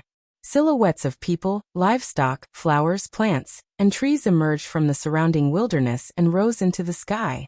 Like a star field, they frantically surged towards Lin Muyu's body. This was the place where all living beings once lived. Lin Muyu seemed to have instantly gathered all the remaining life force on this piece of land and punched out with her left fist, which carried the boundless energy. 3 luminaries, all calamity. This majestic attack was definitely not something to be underestimated. The disdain in the assassin's eyes disappeared as well. Sweeping his longsword horizontally, his dark battle aura frantically poured into the longsword. He chuckled and said, "I didn't expect that there would actually be someone in the future who had mastered such a mysterious martial art. However, it is truly a pity that you are going to die here today." With a shout, as the saying goes, the skilled are bold. This assassin actually slashed out with his sword that was filled with dark battle aura. Was he trying to destroy the 3rd luminary's profound energy with a single slash? Lin Muyu's entire body trembled as she exerted all her strength to gather her battle aura. Milky white battle aura lingered around her body, forming a clear contrast with the mysterious assassin's dark battle aura. Bang! The earth trembled and the surrounding air seemed to have frozen in an instant. A few seconds later, the air suddenly split open and after an explosive sound, the power of the 3 luminaries all calamity instantly collapsed. However, the assassin's sword aura cut through the profound energy and went straight for Lin Muyu's left arm. Was he trying to cut off one of Lin Muyu's arms? Fortunately, Lin Muyu's reaction was extremely agile as she brazenly moved with the star steps. A loud sound rang out behind her as the longsword slashed onto the ground, causing countless gravel to fly out. The assassin let out a cry of surprise as he probably did not expect that Lin Muyu would be able to dodge this attack. However, his figure was extremely fast as he swiftly closed in on her like a phantom. Swoosh swoosh swoosh. He slashed out 3 times consecutively, forcefully pushing away Lin Muyu's dragon spirit sword once again. Pfff. There was a piercing pain as blood splattered from Lin Muyu's left wrist. Furthermore, it was not as simple as an injury, but the tendons of her hand had been cut off by the assassin. Her battle boots rolled away as Lin Muyu retreated in a sorry state. Fresh blood dripped down from her left hand. Not far away, Qin held onto her right arm as her beautiful eyes were filled with despair and sorrow. You. Lin Muyu did not speak as she quickly retreated with the sword in her right hand. Her beautiful eyes were filled with despair and sorrow. You. Dark doqi circulated on the sword. The face of the swordsman assassin was filled with a faint smile as he said, "Brat, your left hand is already crippled. Why don't you obediently accept your death and return the sacred tool to me?" Sacred artifact? What sacred artifact? Lin Muyu's eyes turned cold. Stop pretending. The assassin launched himself at Lin Muyu. His long sword transformed into specks of starlight in the air as he slashed at Lin Muyu. Lin Muyu had no choice but to reform her battle armor and the walls of her gourd. However, the defenses of the newly formed gourd walls were very weak, and they shattered in an instant. Lin Muyu was stabbed in the chest again, and she fell to the ground in a sorry state. Hua! Above her head, the assassin's aura surged. He suddenly reached out and grabbed the iron ruler on Lin Muyu's back. Could it be that his real target is this iron ruler? Lin Muyu's heart skipped a beat. She activated the fallen star step in the air, and lightly stepped on the ground with her left foot, creating a ripple of starlight. Her nimble body spun in an arc in the air, dodging the opponent's sharp claws. Her boots landed on the arm of the assassin, and with the help of the rebound, she slid more than 10 meters away. She lowered her body slightly to protect the ruler. This was an opportunity. However, his left hand could only hang down, and he could no longer use his strength. The pain of his tendons being cut almost suffocated him, but he did not need to be weak at this time. Weakness would only bring death. He had to be strong and bear everything. Hey, you are really good, but unfortunately, you still have to die. The assassin walked towards Lin Muyu step by step. Suddenly, his body flickered as he shot towards Lin Muyu like a bolt of lightning. His sword swayed in the air, and the angle and speed of the sword completely exceeded Lin Muyu's ability to react. With a poochie sound, a flower of blood bloomed on Lin Muyu's shoulder. Moreover, the assassin did not pull his sword out after stabbing into her shoulder. Instead, he used the momentum to press Lin Muyu's body down, and a large hand once again reached for Lin Muyu's back. He wanted the ruler again. Lin Muyu endured the pain on her shoulder. Her right hand that was holding the dragon spirit sword suddenly flipped, and blood-red Xian energy circulated. Throw caution to the wind, fourth star. The space quickly distorted, and the ghost god constellation danced around. The assassin's heart was only on the ruler. Just as his palm was about to touch the ruler, his abdomen suddenly suffered a blow from the fourth star. Pung. The dark doqi shattered into energy forms and circled around. Finally, the attack was effective. The assassin did not get the ruler, but flew back a few meters, and blood flowed from the corner of his mouth. Bastard, you dare to injure me? The assassin wiped the corner of his mouth, and holding the sword he sneered. I will grant you another way to die. Lin Muyu's heart was in turmoil. What kind of person was this? He actually took the power of the fourth star head-on, and was only lightly injured? Furthermore, from the start to the end, Lin Muyu did not see this person summon his martial spirit. Could it be that he was born without a martial spirit? Moreover, his blood-red eyes seemed to contain a demonic power that was unfathomable. Xiao. The sword pierced through the air, and Lin Muyu subconsciously blocked it. However, the opponent's speed was too fast. With a flick of the blade, the dragon spirit sword was easily swung away. His movement speed suddenly increased, and his knee landed heavily on Lin Muyu's abdomen. A suffocating feeling came over, and Lin Muyu instantly lost the ability to fight. His right arm suddenly turned cold, and then a scorching power surged into it. Intense pain came, and his heart instantly turned to ashes. It's over. The tendons in his right arm were also broken. Even holding the sword was very difficult. Instantly, despair and helplessness filled the entire Yi. 7 Luminaries Demon Emperor, do you still want to watch the show? Lin Muyu shouted in the Yi. If I die, your primordial spirit will also have no place to reside. Let's see how you die. However, the 7 Luminaries Demon Emperor laughed in the Yi. You weak as a chicken, you finally thought of me at this time? But don't worry, once you're dead, I'll immediately go out and subdue this expert in front of me. To be honest, he's much stronger than you. His body is also more suitable for me than yours. It was over. It seemed like the 7 Luminaries Demon Emperor was not going to help. Furthermore, the 7 Luminaries Demon Emperor did not have a real body. Could the power of a ghost really suppress this mysterious expert in front of him? Give it to me. The iron ruler had already been grabbed by the assassin. With a forceful pull, it was forcibly pulled out from Lin Muyu's back. Ha ha ha, the demonic weapon is finally in my hands. Ha ha ha, I Qianyun am the greatest hero of the celestial race, ha ha ha. He laughed maniacally. Suddenly, he lowered his head and looked at Lin Muyu, as if he was looking at a dying prey. He slowly raised the iron ruler. Instantly, the iron ruler glowed brightly. The killer laughed heartily. Seeing that you've helped me find the demon weapon and sacred weapon, I'll grant you a quick death. Lin Muyu's arms were trembling, and he could not muster any strength.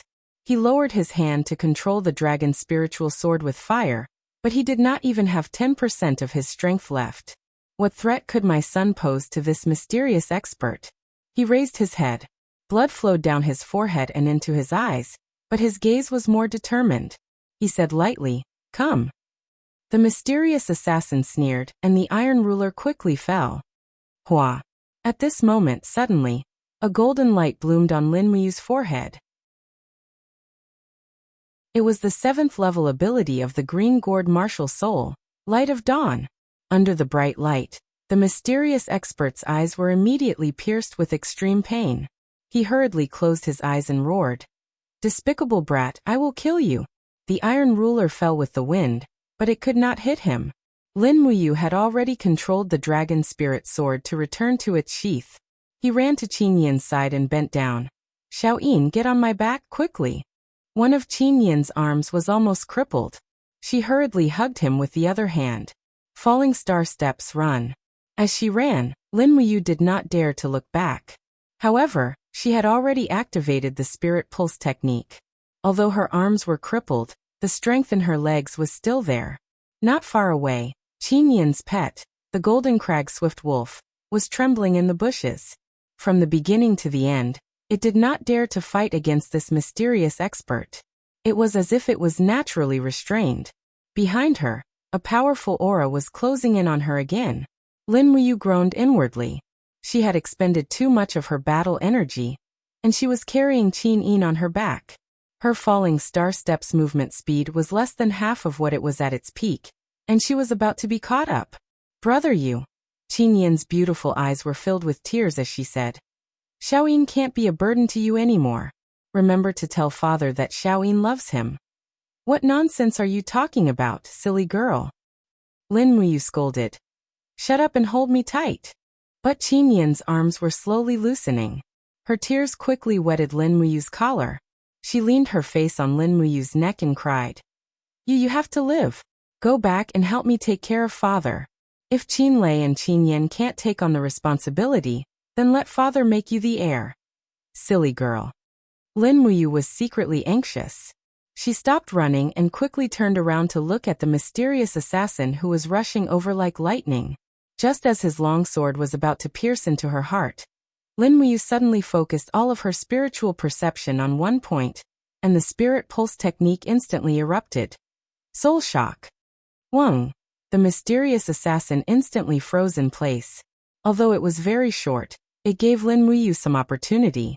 She raised her leg and kicked over without hesitation. True dragon essence fire lingered around her boots as she directly attacked the opponent's Qi. No matter who he was, his dark battle energy originated from his Qi. Lin Muyu had already seen this very clearly. Bang! It was a heavy blow. Unfortunately, the assassin's battle armor was very sturdy. This kick couldn't cripple his Qi. Lin Muyu pulled away and walked away shouting, "Xiaoyin, hold me tight. Don't give up until the last moment." Goddamned bastard. The assassin woke up from the soul shock. In the short span of 3 seconds, he felt that he had suffered the greatest humiliation since his birth. He jumped up with the iron ruler in his hand. Lin Muyu didn't even look back. She locked onto the opponent's position with the spirit pulse technique, and suddenly swayed. Under the technique of the sword control technique, the demonic noise saber quickly flew out and disappeared in the air. What is this? The assassin looked at the sky in shock. In the next moment, a kacha sound rang out and a huge wound was cut open on his leg. The wound was so deep that bone could be seen. If Lin Muyu's battle energy was a little stronger, she might have been able to cut off his entire leg. Bastard! In a rage, the assassin threw the iron ruler out with extreme speed.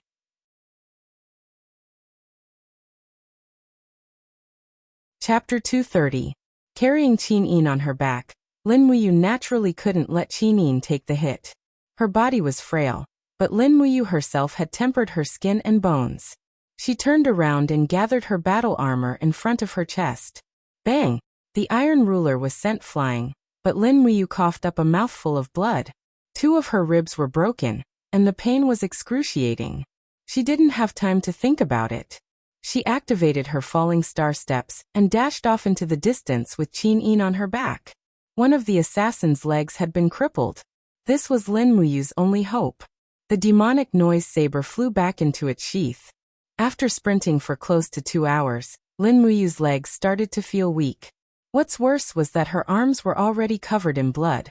It was a frightening sight. Lin Muyu even felt that her mind was a little blank, as if she would faint at any time. "Xiaoyin, I'm afraid I can't hold on much longer," he said weakly. Tears welled up in Qin Yin's eyes.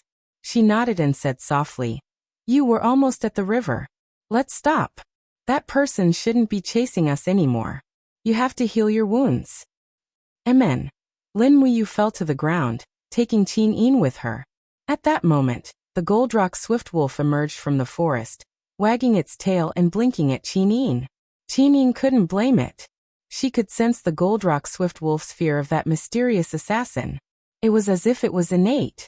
Taking out a bunch of medicine bottles from her spatial pouch, Lin Muyu looked through them carefully. This is muscle replenishing powder. It can prolong the tendons in my arms, so I won't become a cripple in the future. Hurry up and apply it on my wounds. Then use recovery medicine and gold wound medicine. Don't miss anything. Xiao Yin, your injuries aren't light either. Hurry up and apply the medicine. Got it. I'll heal you first. Qin Yin quickly applied the medicine to Lin Muyu. When she saw the deep cut on Lin Muyu's wrist, she almost broke down. She cried as she applied the medicine. Lin Muyu was lying tiredly under a withered pine tree. After applying the muscle replenishing powder, her right arm seemed to have regained some strength. She gently lifted it and placed it on Qin Yin's shoulder. She smiled and said, "Don't cry. We're already very lucky that we're not dead." Yes. Qin Yin quietly wiped away her tears and said, "Big brother you, who exactly is that person? Why is he so strong? That kind of terrifying power. It's even more tyrannical than a saint." Yes, and his swordsmanship is also superb. Lin Muyu closed her eyes and said, "His swordsmanship is completely different from the inherited swordsmanship of the Empire. I really can't understand it. Sai, I'm the winner of the sword duel tournament, but my swordsmanship is nothing compared to his. And this person? He didn't even use his martial soul. The characteristics of his battle chi are also different from ours. It's a kind of dark and evil battle chi. It's pervasive and very domineering." Yes. Qin Yin bandaged his wounds. Seeing that his sleeves were full of blood, her tears fell again. This person should be from a legendary foreign race. He's a type of person that hasn't been recorded in our history books. That iron ruler, he said it was a sacred weapon and also a demonic weapon. What exactly is it? I don't know either. Big brother you, can you feel the power from the iron ruler? Yes, it's a very vigorous power. I can even feel that the iron ruler contains a what? Qin Yin asked. Lin Muyu thought for a moment and said, "A very vigorous righteousness. But if it's vigorous righteousness, how can it be called a demonic weapon? And it's something that kind of person wants. It must be a murder weapon." Yes. At this time, on the other side of the mountain range, a strange scene was happening. Under a towering tree, the handsome man's eyes were blood red. Dark do qi quietly flowed all over his body. His body was spinning upside down in the air. His posture looked very strange. The wound on his right leg was very frightening. His entire leg looked like it had been sliced in half. However, he was using a very strange iron ruler to press against the wound. Threads of green light surged out from the iron ruler to nourish the wound. Immediately, one could see that the wound was recovering and healing at a rapid pace. This scene was extremely strange. "Jie?" He opened his eyes and let out a breath of turbid air. He said to himself, "There's actually such a strong practitioner in the human world. Goddamn, what's with that kid's flying knife? It can actually be seen by my demonic eyes. It's really strange. Humph, the profound spirit ruler is indeed worthy of being one of the 9 great Buddhist weapons. This mighty righteousness can really speed up the healing of injuries. After my injuries are healed, I'll go and kill that kid to prevent future troubles." Lin Muyu and Qin Yin naturally didn't know that danger was approaching. Lin Muyu relied on the best quality elixirs and the recovery of the gourd to quickly heal his injuries. But she didn't expect that the opponent's injury would heal even faster. In the distance, the cool breeze blew the smell of the river. They were less than a mile away from Dao River. Qin Yin didn't dare to light a fire. She ate some dry rations and drank some water with Lin Muyu. The night wind was cold. Lin Muyu's injuries hadn't healed yet, so he only knew how to shiver. Qin Yin's heart ached so much that her tears were about to fall. She hugged him and used her own body temperature to keep him warm. Lin Muyu didn't dare to slack off. She continued to extend her spiritual pulse technique. This assassin was able to quietly approach her. This meant that he had the ability to hide his aura. This kind of opponent was simply too terrifying. However, perhaps because of his injuries, the ability to hide his aura wasn't 100%. 2 hours later, Lin Muyu suddenly opened her eyes. Her hands had a trace of strength. She said, "Xiao-yin, he's here again." Qin-yin was shocked. "What? What should we do?" "Go to Dao River." "What do you want to do?" "Nothing much." Lin Muyu stood up. Her hands were still hanging at her sides. She faintly smiled. "But we can't just die like this. Only death awaits us here. But if we seek outside help, perhaps we will have a sliver of a chance." You want to use the strength of the frost-armored dragons at the bottom of the river? What else? Let's go." Yes. Even though Qin-yin didn't want to face the densely packed frost-armored dragons, she was even more unwilling to face the approaching death god. That mysterious assassin might be even more frightening than the frost-armored dragons. The two quickly set off. They had lost their horses, so they could only walk. Fortunately, Lin Muyu's legs weren't injured, so her speed wasn't too affected. However, the tendons in her arms had been cut off. Even though she had applied the muscle-replenishing powder, she was still powerless. The tendons in her arms were slowly regenerating. If she used too much force at this time, she would definitely snap them off again. At that time, it would be even more troublesome. But if that person really chased after them, she might not be able to escape without using her arms. The river water was fresh and clear. Under the moonlight, the ripples in the distance were clear and crystalline. But who would know that countless frost-armored dragons were hidden under the beautiful ripples? Under the effect of the spiritual pulse technique, that person was getting closer and closer. Lin Muyu slowly pulled out the dragon spirit sword. She didn't dare to use too much force. She slowly cut off a section of her blood-stained sleeve and threw it into the river. Soon, those frost-armored dragons would be able to smell the blood and flock over. Hopefully, those frost-armored dragons would be of some help. "Xiao-yin, go hide on that tree." Lin Muyu pointed to a huge pine tree in the distance. "No." Qin-yin slowly shook her head. Her eyes were clear. She smiled and said, "Big brother, you Xiao-yin isn't useless. Let me protect you this time, okay?" She had already made up her mind. The power of the golden god binding chains appeared around her body. Lin Muyu could only smile bitterly and say, "All right then. If we can't escape together, then we will be buried in the river together." Qin-yin smiled and said, "I didn't think that my final ending would be like this. I originally thought that I would be able to ascend to the throne. Hee, that's fine too. Maybe this kind of death will save me a lot of pain. Moreover, I will be together with Big Brother you." Amen. Lin Muyu nodded and said, "He's here. Lure him to the riverside." Okay. Not far away, the assassin walked over with a long sword in one hand and an iron ruler in the other. He was limping. After a series of bitter battles, he had taken a blow from the fourth element and was slashed by the demonic noise saber. His strength had been reduced to less than 40%. This was the best opportunity for Lin Muyu and Qin-yin. "Xiao-yin, use the 7-string jade zither?" Lin Muyu smiled and said. Qin-yin quickly took out her zither from her space bag. She wrapped the zither in a dense layer of fighting aura. Golden god binding chains wrapped around the princess like ribbons. Dang. The sound of the zither rang out, and a golden shockwave immediately pounced toward the assassin in the distance. Ha! He quickly turned around and dodged the attack. The short tree behind him was instantly cut into two. Heh! The assassin sneered and suddenly rushed over. He stomped on the ground and rolled in the air to get close to Qin-yin's position. However, before his sword could land, a gourd vine suddenly broke out from the ground and wrapped around his feet. It forcefully pulled him down.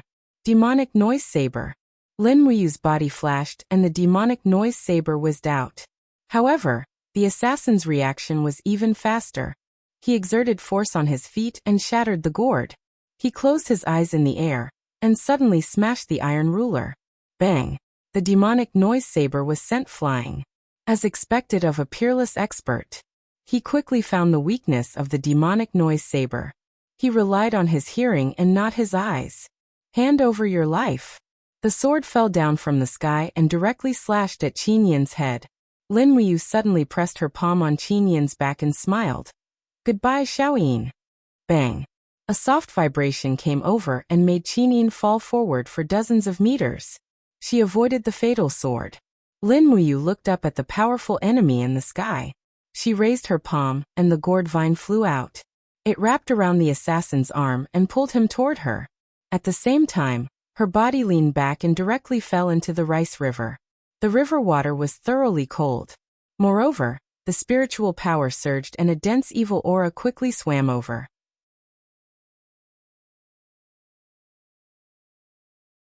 Chapter 231. You want to drag me into the water? Dream on. The assassin swept a palm through the air, instantly shattering the gourd vines that had bound his arm and neck. However, before he had a chance to gloat over his victory, a sharp pain suddenly erupted from his ankle. A metal spear that was emanating dense frost energy had pierced through the wound on his leg. It was none other than Lin Muyu's pear blossom spear. Slap slap. A pair of flexible gourd vines instantly wrapped themselves around the pear blossom spear, forcibly dragging the assassin into the river. Ice-cold river water poured directly into his mouth, eyes, and ears, and Lin Muyu let loose a low roar as she grabbed onto the gourd vines with one hand, quickly dragging the assassin into the river. You're courting death. The assassin's killing intent became even more ferocious in the river, and he swam directly toward Lin Muyu before abruptly smashing his iron ruler into her shoulder. A loud crack rang out, and Lin Muyu's shoulder blade was most likely broken. Disregarding the pain, she injected all of her battle qi into her martial soul, and countless threads of gourd vines bound herself and the assassin together. Even if she were to die, she was going to drag him down with her. She couldn't allow this assassin to kill Qin. In the water, the domineering power of the dark battle qi had been significantly weakened, and the gourd vines had completely gained the upper hand. Even so, Lin Muyu was still at a complete disadvantage. The assassin gently spread open his palm, and his battle qi erupted forth with astonishing force, instantly creating a series of explosive shockwaves in the river. Lin Muyu bore the brunt of the attack, and her clothes were completely shredded while her skin was stained with blood. He held onto his opponent with all his might with his left arm, and his right hand gripped onto the dragon spirit sword as he slashed out from the side. The river water was quickly dyed red. You bastard! The assassin cursed with rage, but the river water quickly flowed into his mouth, preventing him from doing so. As such, he could only swing his fists through the air, striking Lin Muyu's battle armor and body over and over again. Slap! After a heavy blow, Lin Muyu's left arm was almost numb. The bones in her arm had been completely shattered. This assassin's strength was full of destruction. It was simply not a strength that a human could possess. He was so excited that he actually pounced forward and bit Lin Muyu's shoulder, forcibly tearing off a piece of flesh. Blood flowed, and the river water became even more turbid. At this moment, a black shadow had already swam over, following the scent of fresh blood. Lin Muyu's dying consciousness allowed him to dodge. The gourd vines wrapped around his body and rapidly sank downwards. Immediately, the frost-armored horn dragon's four blade-like arms swept across the assassin's body. Dang dang dang. There was the sound of metal colliding with stone. The sharp knife arm could not break through the assassin's protective upstanding qi. The assassin raised his sword-like eyebrows and cursed again. Bastard. Then he punched out. The river water instantly surged, and the 2,100-year-old frost-armored horned dragon instantly disintegrated into a pile of minced meat. However, after killing one frost-armored horned dragon, even more frost-armored horned dragons were attracted to him. Swarms of horned dragons charged at him from all directions. They opened their bloody mouths and bit the assassin's arms, legs, abdomen, and head, as if they were going to tear him apart in an instant. Lin Muyu took advantage of this opportunity to use the gourd vines to protect herself. After all, the frost-armored horned dragons were not vegetarians, so they would not directly attack the gourd vines. How infuriating! An angry roar burst forth from the river water. The assassin's entire body was covered in blood qi. Dark fighting aura swirled around him like a magical illusion, forcefully shattering the bodies of 7 to 8 frost-armored horned dragons. Half the river water was dyed red just like that. Moreover, the huge waves created by this attack were spreading in all directions. This kind of power that could overturn rivers and seas was clearly not something that a human could possess. However, the assassin's complexion was getting worse and worse. He swung his iron ruler and smashed the head of a frost-armored horned dragon. At the same time, his leg was bitten by a 3,700-year-old frost-armored horned dragon. A large chunk of flesh was torn off by another frost-armored horned dragon. Another horned dragon was biting his left arm, refusing to let go no matter how hard he struggled. This was the ferocity of a horned dragon. "Let go!" The assassin roared and raised his iron ruler. With one strike, the horned dragon's skull was smashed.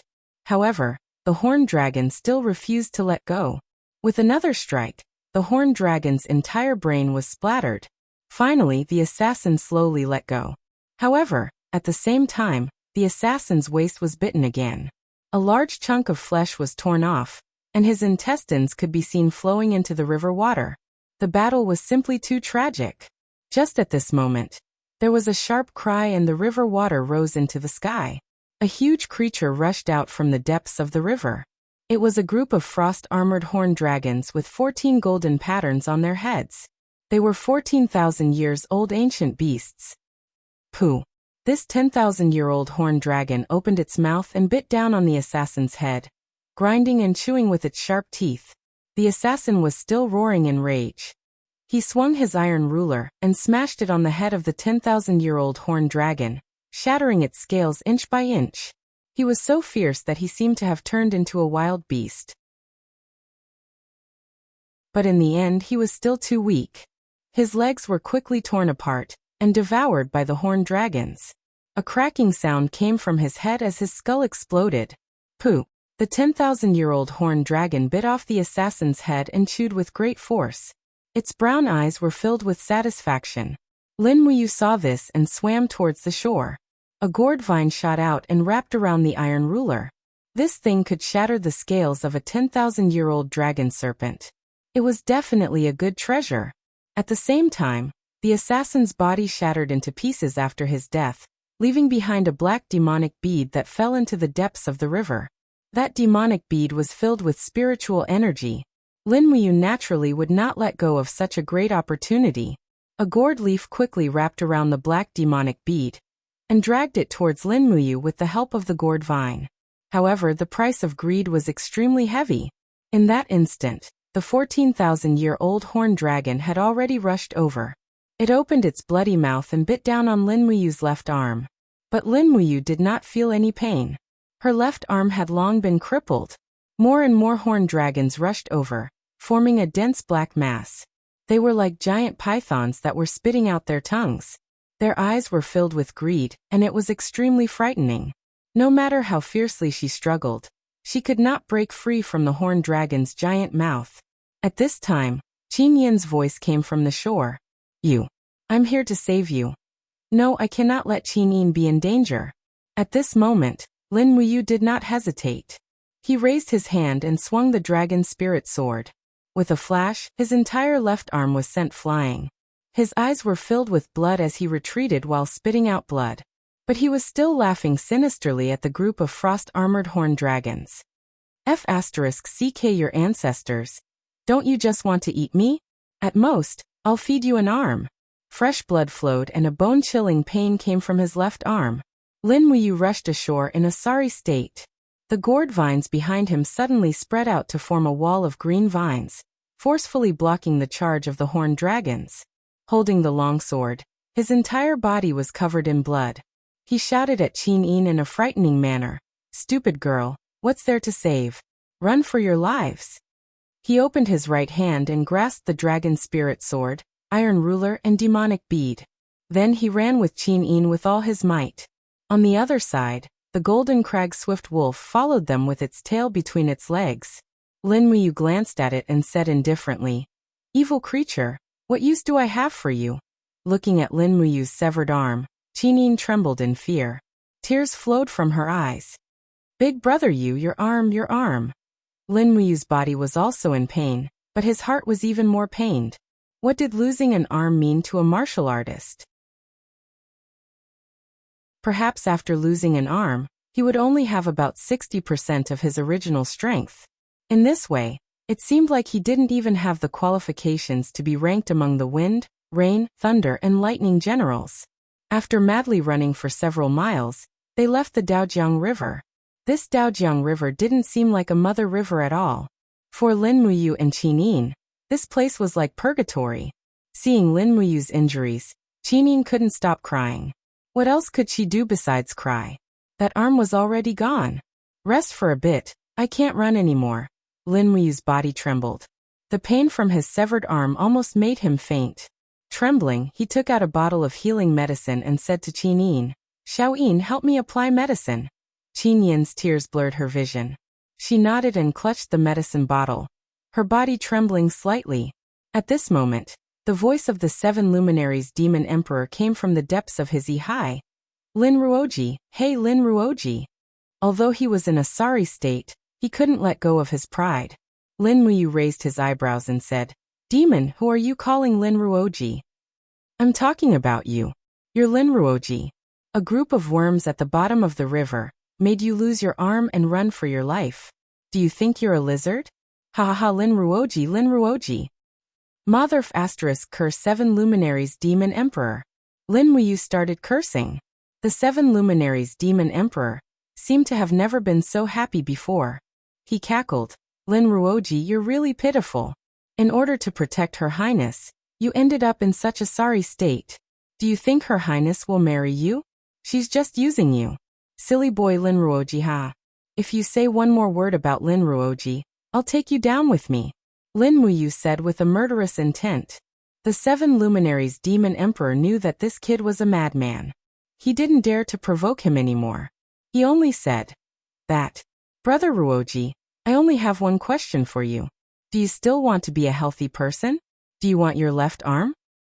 "How am I not healthy? You're already an incomplete man." "Get lost, 7 luminaries demon emperor. You son of a b *tsich. %# Lin Muyu cursed. He realized that the pain in his body seemed to have lessened after venting his anger. Who was the 7 brilliance demon monarch? He was the strongest person in history. He did not hold a grudge against Qin Nan. He said with a smile, "Brother Weak, you should talk to me nicely if you want your arm back. I might even be able to help you." "You help me? What are you after?" "You, Lin Ruoji, are a substitute for me, the 7 luminaries demon emperor. Before I find a new body, I don't want you to become useless. Besides, if I succeed in taking over your body one day, this body will be mine. I don't want to be an incomplete man." *CK. Lin Muyu said calmly, "My arm has already been eaten by the horned dragon. Tell me, how can I get my left arm back?" "Idiot, don't you know that you're sitting on a mountain of treasures?" The 7 luminaries demon emperor mocked.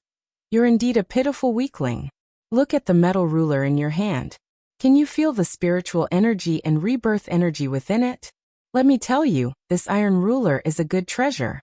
Refine it, and rely on its rebirth power to reconstruct your body. Also, that black bead is also a good thing. Refine and absorb it as well to replenish the lost strength of your arm. Perhaps you can even recover 80 to 90% of your lost cultivation." "Really? Nonsense. Can't you feel the energy within the metal ruler? How are you going to thank me for helping you so much? Tell me, how do you want me to thank you? You scolded me for so long just now, but I didn't even reply. Now you're going to repay me by scolding you, but you can't even reply. I can scold you for as long as I want. What do you think?" Lin Muyu gritted her teeth. "Then scold me all you want." "Good, you're a straightforward person indeed." The 7 luminaries demon emperor was a straightforward person. He ignored the fact that Lin Muyu needed to concentrate on refining the metal ruler, and started scolding her in Tianjin dialect. "Look at you, dog food. You're really unlikable. Do you have Yangqiu in your head?" After scolding her for a while, he continued scolding her in Hunan dialect for another 20 minutes before switching to Shanghai dialect for half an hour. In the end, Lin Muyu spent 5 hours refining the metal ruler, while the 7 luminaries demon emperor spent 5 hours scolding her. Finally, he was tired and went to rest in the depths of his Ihai. Lin Muyu broke out in cold sweat. Refining the metal ruler had reached a critical juncture. There was no room for error.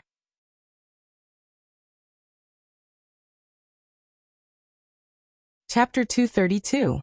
An endless stream of life energy flowed from the iron ruler into Lin Muyu's body. The iron ruler trembled continuously as the metal on its surface melted away, revealing the green substance within. Streaks of golden light flowed within. This golden light was the righteous energy that Lin Muyu had sensed. This iron ruler was definitely not as simple and unadorned as it appeared to be. It was a mysterious treasure that was unknown to the world. Just as the iron ruler was completely refined, streaks of ancient runes slowly rose up and circled around Lin Muyu's body. It was so beautiful that Qin Yin, who was standing outside the crafting cauldron, widened her eyes in shock. Lin Muyu's body was being reconstructed. The iron ruler's energy automatically sought out the wounds on his body and healed them. At first, the recovery energy was like a trickle that healed the sword wounds on Lin Muyu's shoulder and chest. But when this energy flowed to the stump of his arm, it suddenly surged in like a raging river. Streaks of golden ancient runes circled around the stump of his arm, and quickly formed an arm of energy. As Lin Muyu's blood flowed into the stump of his arm, the reconstruction process became visible to the naked eye. Wung wung wung. The crafting cauldron trembled violently. Lin Muyu endured great pain as his entire left arm gradually regained feeling. The burning sensation was almost enough to swallow his spirit sense. Even with his strong spirit sense, he couldn't help but let out a miserable howl as he knelt on the ground. His right arm was propped up on the ground, while his left arm was completely golden. His flesh and veins were being reconstructed at a visible rate. His entire body was trembling as his battle energy was raised to the extreme, forming a milky white wave of energy that struck the surroundings. Ah! Qin Yin let out a soft cry and hastily summoned the god-binding chains in front of her to defend against Lin Muyu's attack. But what Qin Yin didn't expect was that Lin Muyu's current strength seemed to be even stronger than before. She felt as if she couldn't withstand Lin Muyu's attack. As for the gold-crag swift wolf, it was hiding somewhere with its tail between its legs.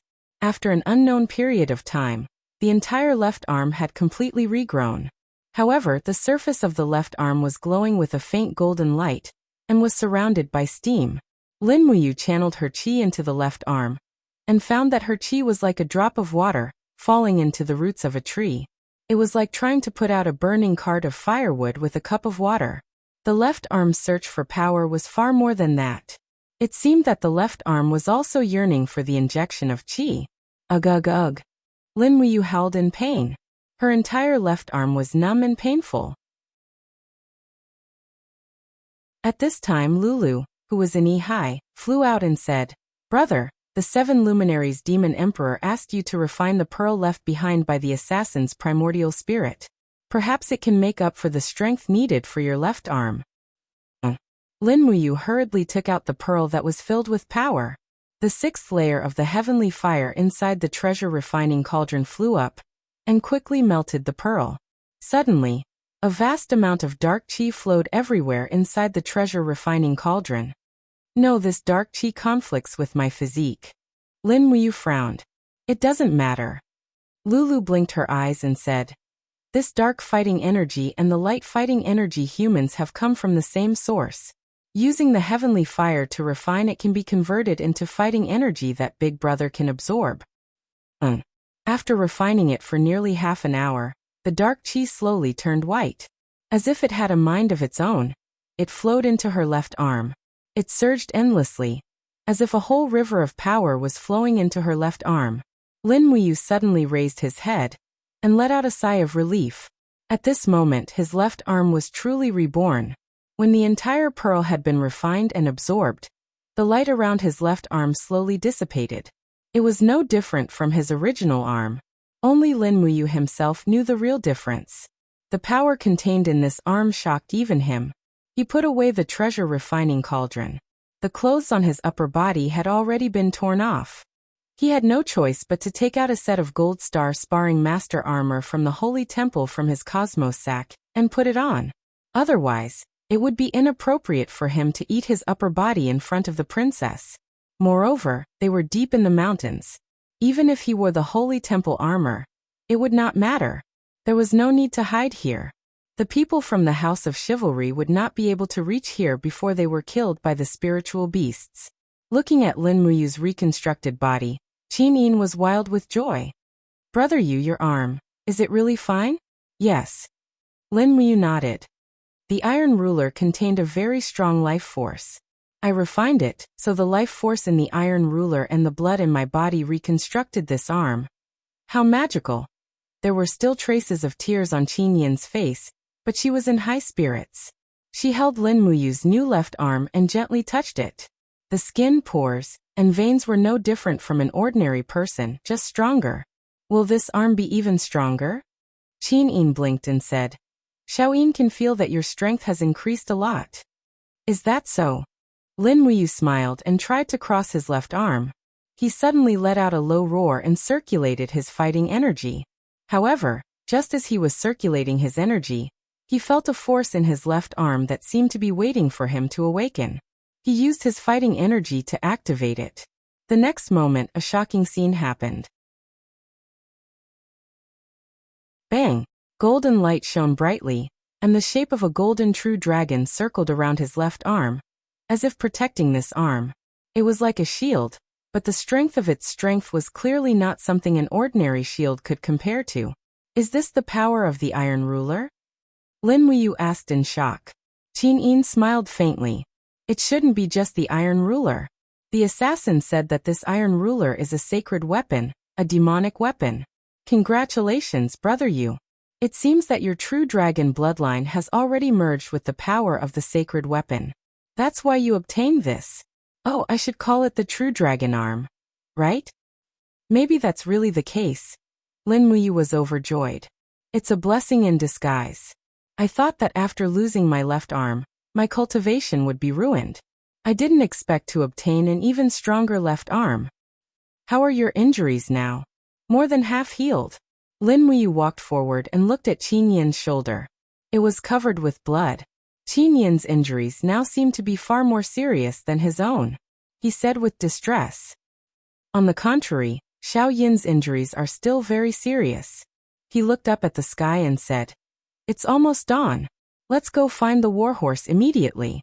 Otherwise, I don't know when we will reach Muyu City. Fortunately, the warhorse did not go far. It only gnawed on the grass near the temple. The luggage on the horse's back was still there, but the tent was torn into pieces. However, Lin Muyu still put the tent away. It should still be able to be used after some mending. After a quick breakfast, they continued on their journey. Lin Muyu was now wearing the armor and boots of the holy temple. Naturally, it was even more impossible to walk on the main road. So he continued to walk on the small path with Qin Yin. After nightfall, the tent was mended and set up again. After eating, Qin Yin went into the tent to recuperate. Lin Muyu gripped the dragon spirit sword tightly and stood guard about 3 meters away from the tent. She stood there motionless like a statue. Voila! The tent door was opened. Qin Yin poked her head out and said with a smile, You come in and rest. No need. Lin Muyu shook her head and said, I will guard outside from now on. Xiaoyin, sleep. I will take a nap during the day. I will rely on you to lead the way. The appearance of this killer made Lin Muyu completely vigilant. There was actually someone in this world who could avoid the detection of the spirit pulse technique and get close to him. If he was too superstitious about the spirit pulse technique, he might lose his and Qin Yin's lives. So it was better to stay awake at night. His attitude was more resolute, so Qin Yin did not say much. She went back into the tent and fell into a deep sleep. The next morning, the wild pheasants in the dragon-seeking forest were actually chirping. Qin Yin woke up slowly. A beam of sunlight shone on her face through the gap in the tent. She stretched and opened the tent. When she looked outside, she was stunned. She saw Lin Muyu sitting on a rock with his hand on the hilt of his sword. His white cloak was scattered behind him, but his face, eyebrows, and shoulders were all covered with a layer of frost. Qin Yin's heart skipped a beat. She rushed out and hugged him. Are you okay? Lin Muyu slowly opened his eyes. There was a strange luster in his eyes, but it disappeared in a flash. He smiled and said, I am fine. What's wrong, Xiaoyin? You are covered in frost. You scared me. Qinyin stuck out her tongue and laughed. Haha, I am fine. Don't worry. For the next few days, Lin Muyu only had to hurry on with her journey. Along the way, she killed a few spirit beasts and fed them to the Golden Rock Swift Wolf. The Golden Rock Swift Wolf's cultivation had increased by 50 years. It seemed that raising a pet was a good idea. Lin Muyu couldn't help but start thinking about her pet. What kind of pet would be most suitable? First of all, it had to have a good bloodline. It could not be like the Golden Rock Swift Wolf. Although it was an overlord among wolves, it was still a wild wolf. It was useless against a horned dragon or a real powerhouse. Perhaps she should tame a dragon? The umbrella dragon's rank was too low. It was useless among the dragons. The dragon snake was strong, but its bloodline was not even as good as the umbrella dragon. As for the true dragon, forget it. Even if she could find it, she wouldn't be able to defeat it. Lin Muyu knew her limits very well. On the 11th day after leaving Lanyan City, they finally entered the territory of Muyu City. They could already see patrols coming and going on the official road from afar. These scouts wore the insignia of a spear on their shoulders. They were all from Muyu City. They also wore the insignia of the Empire's purple Yinhua. Xiaoyin, we are ready to enter the city. Lin Muyu smiled as he held the reins. He was wearing the Holy Temple armor. It was too heavy for the skinny horse, so he decided to let it go. Qinyin rode on her warhorse and smiled. Yeah.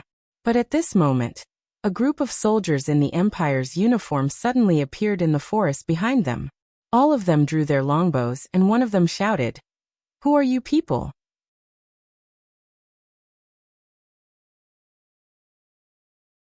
Chapter 233. There were more than 50 people in total. None of them were very strong. There was only a captain who was at the first level of the Earth realm. He was not worth mentioning. These people were the patrolling army of Muyu City. They were equivalent to the Imperial Army of Muyu City. Lanyan City had a population of 5 million and a garrison of 180,000. Muyu City had a population of 4 million and a total of 250,000 soldiers. They were even stronger than the garrison of the Imperial Army. Lin Muyu walked forward in her Holy Temple armor. She smiled and said, "Don't you recognize this outfit?" The captain took a closer look and became serious. He cupped his fists respectfully and said, "So you are from the Holy Temple. But the people from the Holy Temple do not have much interaction with our Yinzhong province. My lord, you must have something to do in Muyu City, right?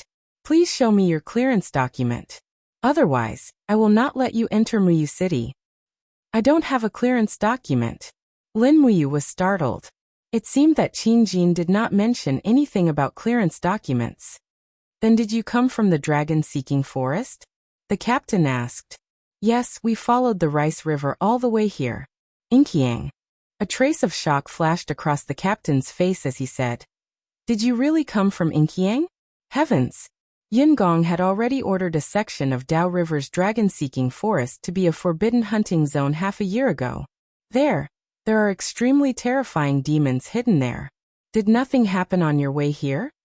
Lin Muyu didn't want to talk about the countless frost-armored horned dragons in Rice River, so she said, "We're quite a distance away from Rice River. We didn't wade through the water, so we don't know what happened in Rice River. But now, I want to enter Muyu City to see Duke Yin. Can I trouble you to bring me into the city?" "See Lord Yin?" The captain was startled and said, "I have never heard of Lord Yin having any relationship with the people from the Holy Temple.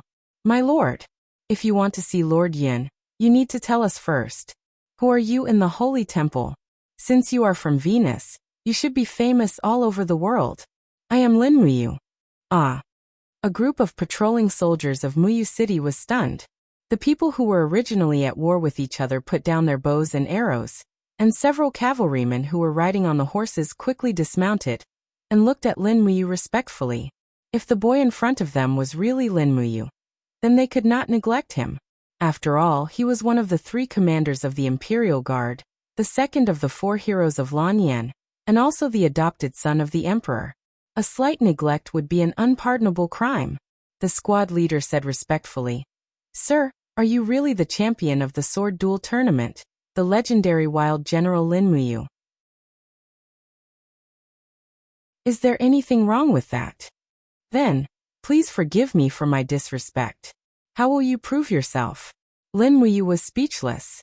She reached for the token of the General of the South. But at this moment, suddenly, Qin Yin, who was behind him, lifted the cloak on top of her head.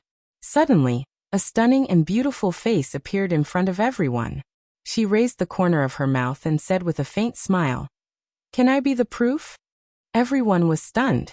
The squad leader's throat moved a little, and he said with a dry mouth, I have seen you before. You are Her Highness Yin?" Qin Yin nodded. "Yes, so you know me. Then it will be easy."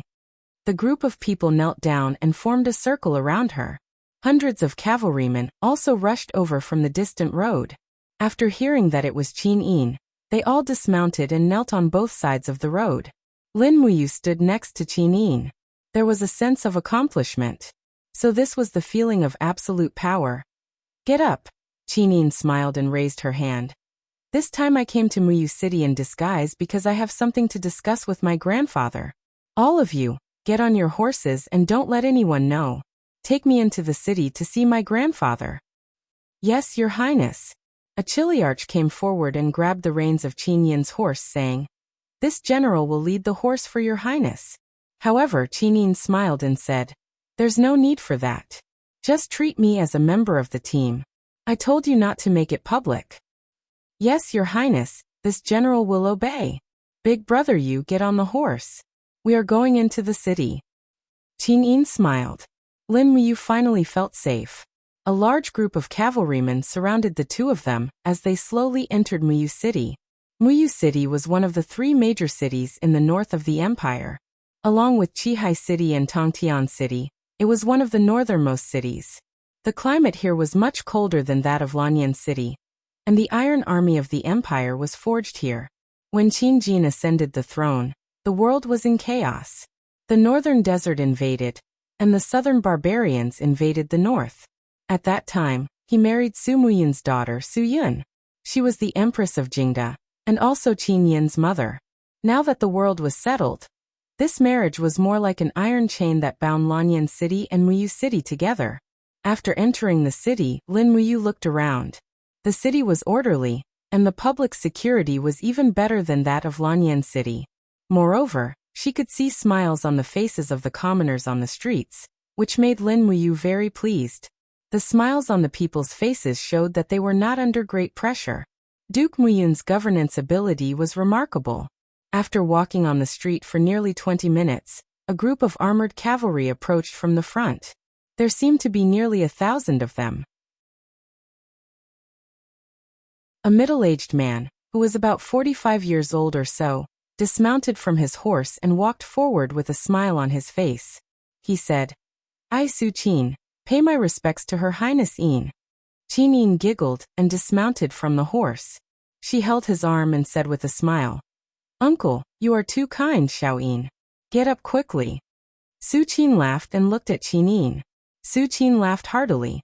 He looked Qin Yin up and down and said, "The last time I saw you, little Yin, you were only 15 years old. Now you're already so slender and elegant.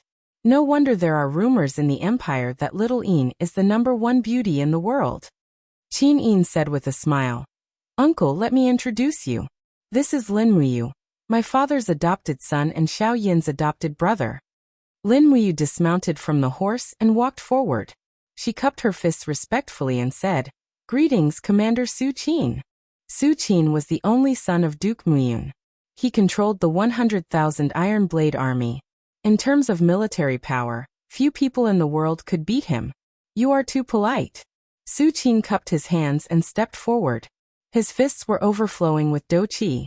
The distance between his fists and Lin Muyu's was about 10 centimeters. The dou qi quickly collided. This made Lin Muyu quite surprised. This uncle wanted to test her ability the moment they met? So she gathered her strength and pure dou qi came out of her body. In just a few seconds, Su Qin was forced to take a few steps back. A wave of air spread out with Lin Muyu as the center. Who won and who lost was very clear. Su Qin's strength was only at the first heavenly layer, while Lin Muyu had already stepped into the second heavenly layer. In addition to the difference in martial arts, Lin Muyu was stronger by more than one level. Sure enough, a young hero. Su Qin laughed out loud. The legendary second-ranked of the 4 heroes of Lan Yan. Lin Muyu really makes one have a whole new level of respect for you. Kamayu, you and Xiaoyin, come with me. We received Yu's letter early in the morning, and father has prepared good wine and food to entertain you all. Thank you, Lord Commander. Lin Muyu was still respectful. This was the rule of this world that he had learned. Hide the edge. In this world of iron and blood, if one did not learn to hide the edge, they may die very early, no matter how high their cultivation was. For example, the 7 luminaries demon emperor was known as the world's #1, but he was too arrogant. In the end, didn't he fall in the 17th layer of purgatory? He really deserved it. As he thought of this, the 7 luminaries demon emperor in the depths of Ihai immediately woke up. Damn you, brat, are you cursing me again? Humph, your arm has just recovered, and you have already forgotten your benefactor. Lin Ruoji, you are really an ungrateful king bastard. Lin Muyu did not scold him back. He just sank his Ihai and sent the 7 luminaries demon emperor to the depths of Ihai. He did not have to listen to his JJWW, so he could have some peace of mind. Although Muyu City was known as one of the 7 great cities, there was no imperial palace or temporary imperial residence. There was only a duke's mansion that stood majestically in the center of the city. When Lin Muyu and Qin Yin stepped into the duke's mansion under the protection of a group of guards, from afar, an old man was already walking over with a cane. He was wearing an official robe that had a faint golden luster. He smiled and said, "I Su Muyun's Xiaoyin is finally willing to see grandfather?" Qin Yin immediately lifted her skirt and rushed over. She threw herself into Su Muyun's arms and sweetly called out, "Grandfather." Su Muyun smiled so much that the wrinkles on his face were about to crack. He happily patted Qin Yin's shoulder and said, "Oh, Xiaoyin has grown into a big girl. Be careful, grandfather's asthma is about to come out because of you." Qin Yin giggled and let go of Su Muyun. She said, "Grandfather, you haven't gone to the capital to see Xiaoyin for so long. Don't you miss me at all?" "Of course I do. Why wouldn't I miss you?" Su Muyun held his granddaughter's hand and looked at her carefully. He said, "Xiaoyin, you look exactly like your mother. Sigh, when grandfather looks at you, it's as if I'm looking at your mother. In the blink of an eye, so many years have passed. This old man feels as if a yin is still alive." Qin Yin's eyes turned red. "Grandfather, don't say any more. Let me introduce you to someone." Su Muyun's eyes flashed. He looked at Lin Muyu and said with a smile, "There's no need for introductions. This is Lin Muyu, one of the 4 heroes of Lanyan, right? She really has an imposing appearance. His Majesty has good taste. He recognized such a good godson." Lin Muyu cupped her fists and said respectfully, "Subordinate Lin Muyu pays respect to Duke Yun." "Good, good." Su Muyun helped Lin Muyu up and said with a smile, "Let's go. I know that you and Xiaoyin must have disguised yourselves to safely come to Yunzhong province. You must have suffered a lot along the way, right? I've prepared food and wine for you. Come quickly. We can talk after we're full." "Okay." Qin Yin nodded with a smile. In the back hall of the Duke's mansion, a large table of good wine and dishes had already been placed there. Because Her Royal Highness the Princess was the one eating, those who did not have a high enough status could not eat together with her. There were only 4 people, Su Muyun, Su Qin, Qin Yin, and Lin Muyu. But it was good, they could eat their fill. After they were full, Su Muyun and Su Qin looked at each other and stood up together. They took a few steps back and knelt on the ground. They said in unison, "Su Muyun and Su Qin, listen to the imperial edict."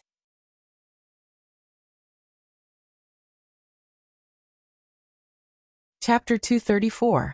Lin Muyu initially thought that Qin Jin had only given Qin Yin a verbal edict. She did not expect that Qin Yin would open her spatial pouch and take out a golden scroll. Qin Jin's handwriting was written on the scroll. Qin Yin's beautiful eyes looked at her grandfather and uncle who were kneeling on the ground. She cleared her throat and said, "Yunzhong Province's governor, Duke Yun, listen to the edict. Immediately gather the main military forces of Yunzhong Province with this edict and promote Su Qin to be the commander-in-chief, commanding 100,000 steel blade troops. Su Yu to be the protector of the State General, commanding 60,000 Qin dragon troops. Send these 160,000 troops out of Yunzhong Pass, and use this edict as an excuse to attack Songnan Province. Enter Five Valleys City and disarm Long Qianlin's 100,000 troops. If he disobeys, kill without mercy. In addition, all the seized troops must be handed over to the Zhennan General, Lin Muyu. I hope that Duke Yun can put Lin Muyu's military skills in an important position, and assign 50,000 steel blade troops to her command. Together, we will pacify the chaos in Songnan Province. After reading the edict, Qinin smiled and bowed. Grandfather, uncle, don't kneel. Quickly get up and receive the edict. Otherwise, Xiaoyin will be embarrassed. Quickly get up. Su Muyin slowly stood up with a shocked expression on his face. Looks like His Majesty is really going to make a move against Hu Tianning this time. Qinin nodded. Yes. Not only did Hu Tianning secretly minted coins, he also controlled the military and political power. Even when Imperial Father repeatedly summoned him to the Imperial capital to report on his work, he pretended to be deaf and mute. It has already been 2 years since he paid tribute to the Imperial capital. Su Qin stood up, cupped his fists and sneered. Hu Tianning's rebellious intentions are clear. This time with His Majesty's personal edict, I want to see what Hu Tianning can do. Su Muyin furrowed his brows and said, this matter must be completed with the force of a thunderbolt. If we delay, there will be changes. Qin, immediately order the 100,000 steel blade army to return to Muyu City. Your sister Su Yu's Zither Dragon army is only 1 day away. The entire army needs to enter Songnan Province secretly. With the speed of the Muyu City's steel cavalry, we can reach the Five Valleys City within 3 days. With the Emperor's edict, we can seize all the military equipment in Songnan Province. Su Qin nodded. Yes, father. I will do as you say, but what, uncle? Qinin blinked her eyes and asked. Su Qin smiled and said, His Majesty's edict ordered me to hand over half of the Steel Blade Army's military power to you. Sai, the captaincy of the Steel Blade Army are all rough people. I'm afraid that you is new and will not be able to control them well. Qinin was startled. She did not expect Su Qin to say this. But after thinking about it carefully, it was reasonable. Lin Muyu was silent, but she was thinking about many things. This time, Qin Jin used the Muyu city's military power to pacify the rebellious people in Songnan province. At the same time, he wanted her to take part of the Muyu city's military power to achieve the effect of killing 2 birds with 1 stone. This showed that Qin Jin did not trust Su Muyun and Su Qin completely. This game of power was too complicated, and Lin Muyu was already involved. It was impossible for Xiaoyao to stay out of it. Xiaoyin, Lin Muyu frowned and said. Just as Lord Su Qin said, I am only a newly appointed general of the south. There is no way I can control an army of 50,000. I am also worried that I am not capable enough and will ruin things. But Imperial Father's edict. Qinin pouted and said, All right then, I will listen to you. Lin Muyu turned around and cupped his fists at Su Qin with a smile and said, Commander Su Qin, don't worry. I, Lin Muyu, will not take a single soldier from the Muyu city. The 100,000 Steel Blade Army will still be under your command. This way, the Steel Blade Army's combat power can be maximized. I am just a little worried. Songnan Province's General Long Qianlin is well versed in the art of war and has nearly 20,000 flying mount soldiers under him. If this matter cannot be resolved peacefully, a bloody battle will be inevitable. Su Qin looked at him gratefully and said, what do you think we should do? Lin Muyu said, How about this, let's take drastic measures. What drastic measures? Su Muyun narrowed his eyes and looked at this inexperienced young man. Lin Muyu smiled. Long Qianlin's biggest trump card is the 17,000 flying mount soldiers, so I plan to split the army into 2 groups. I will first go to Five Valleys City and borrow the 10,000 flying mount soldiers from Long Qianlin with my dragon talisman. Then, Commander Su Qin and Commander Su Yu will lead the Cloud Province's army to suppress the border. Maybe Hu Tianning will give up resisting and admit defeat. Good. You patted Lin Muyu's shoulder and said with a smile, This is a good idea. I forgot that Commander Long Qianlin is the champion of the Sword Battle Assembly and has a dragon talisman in his hand. But you don't need to go to Five Valleys City. I received a letter not long ago saying that Long Qianlin has led nearly 20,000 flying mount soldiers to Three Mountain Pass. You just need to go to Three Mountain Pass and take 10,000 of his flying mount soldiers. Then, Long Qianlin will naturally be a tiger without teeth. Lin Muyu looked at Qin Yin and said, "Then Xiao Yin she." Su Muyin smiled slightly. "Don't worry, I will bring Xiao Yin to conquer Songnan province. I only have one granddaughter, so naturally, I won't let her suffer any harm.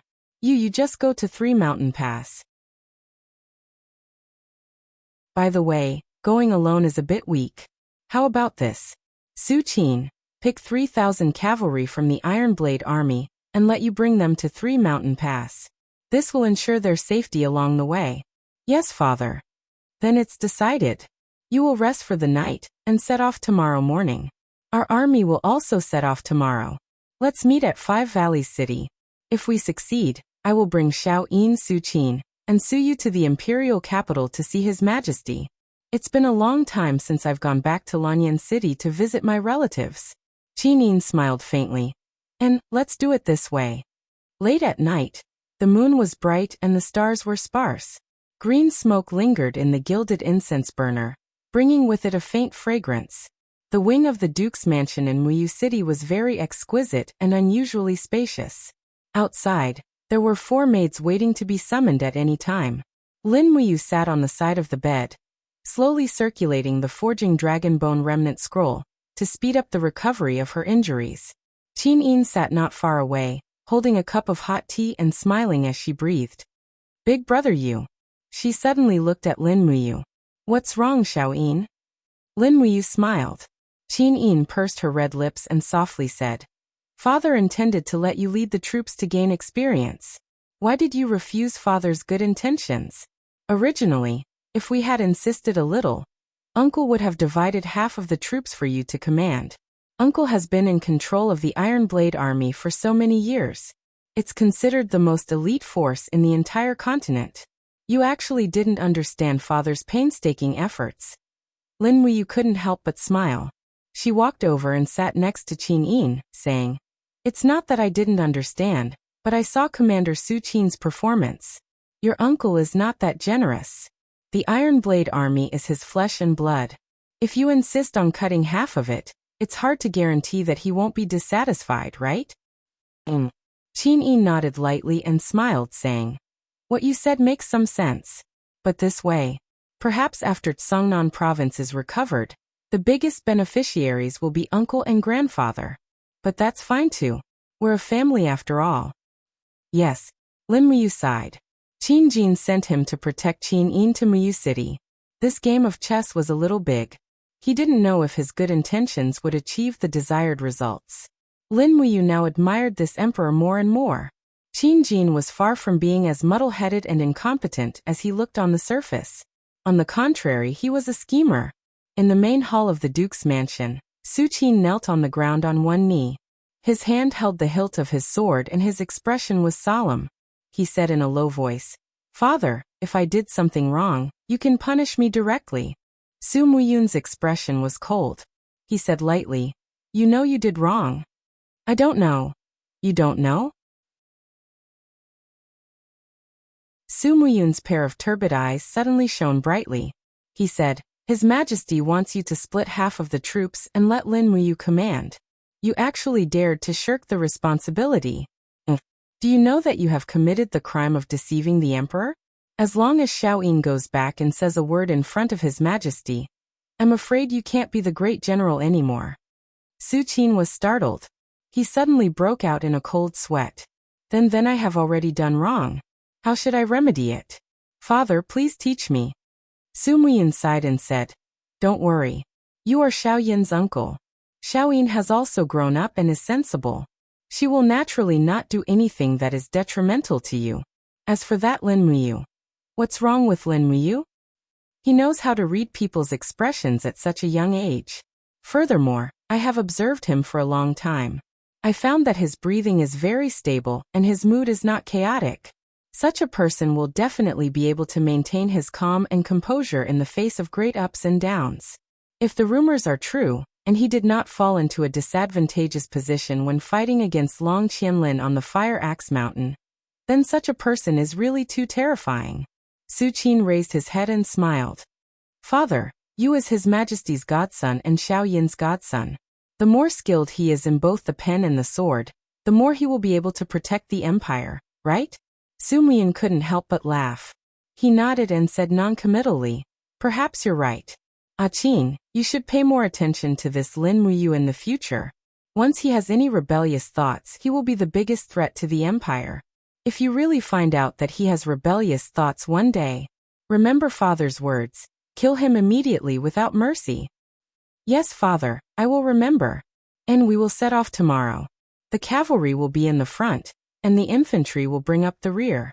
We must arrive at the Five Valleys city within 3 days. I hope that this time, Hu Tianning will be executed without using any weapons. Otherwise, I am afraid that the people of the Cloud Province and Sungnan Province will encounter a great disaster. And I understand. The next morning, Lin Muyu woke up early. Lin Muyu's injuries had already recovered by about 70 to 80%. His left arm was brimming with energy and boundless strength. After the battle at Dao River, his overall strength did not decrease. Instead, it increased quite a bit. It could be considered as a blessing in disguise. Early in the morning, 3,000 cavalrymen of the Steel Blade Army stood in great numbers outside the city. Qinin personally handed an Iron Tiger tally to Lin Muyu. She repeatedly told him to be careful and pay attention to his safety. Lin Muyu naturally smiled and comforted her in every way possible, telling her not to worry. After giving the order, 3,000 cavalrymen quickly left the Muyu city and went straight to the Three Mountains Pass.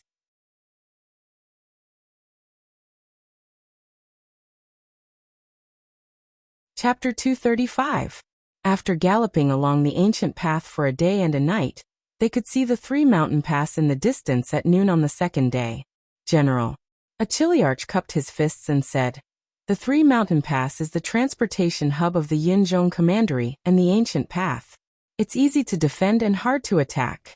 I'm afraid Long Qianlin has already received the news of Yu Shu's arrival.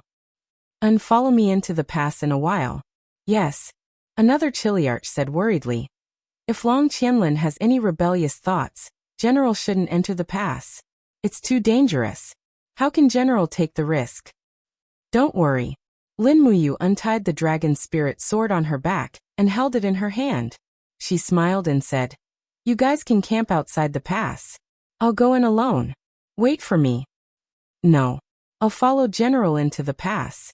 If we're going to die, we'll die together. There's no one in Muyu City who's afraid of death, he said firmly. Lin Muyu nodded in appreciation. Good. Then the 3 Chiliarchs will follow me into the pass to show our sincerity. Yes. The Three Mountain Pass was located between 3 peaks. It was about 10 meters high and the walls were built with huge rocks that weighed thousands of kilograms. The walls were covered with withered vines. There were flags fluttering above the pass. It was Long Qianlin's flag with a big long character that was very conspicuous.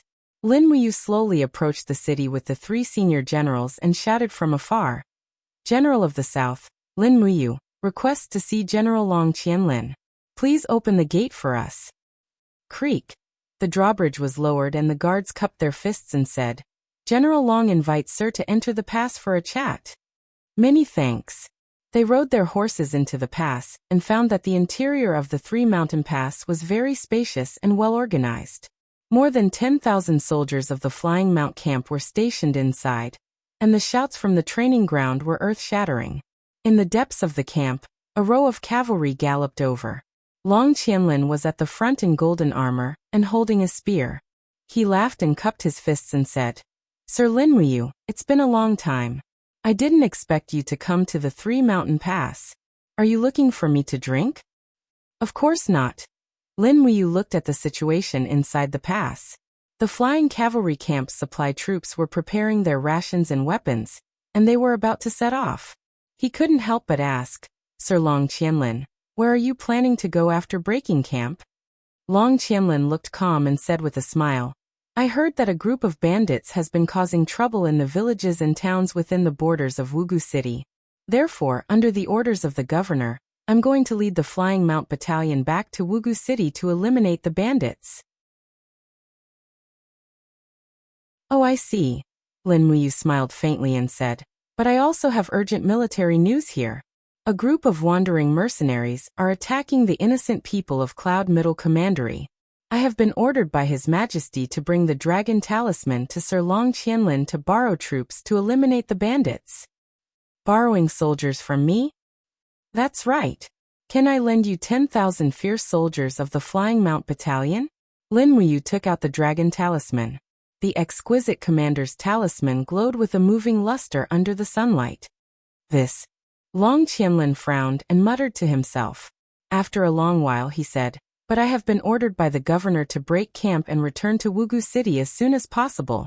Lin Muyu smiled and said, the Dragon Talisman was bestowed by His Majesty.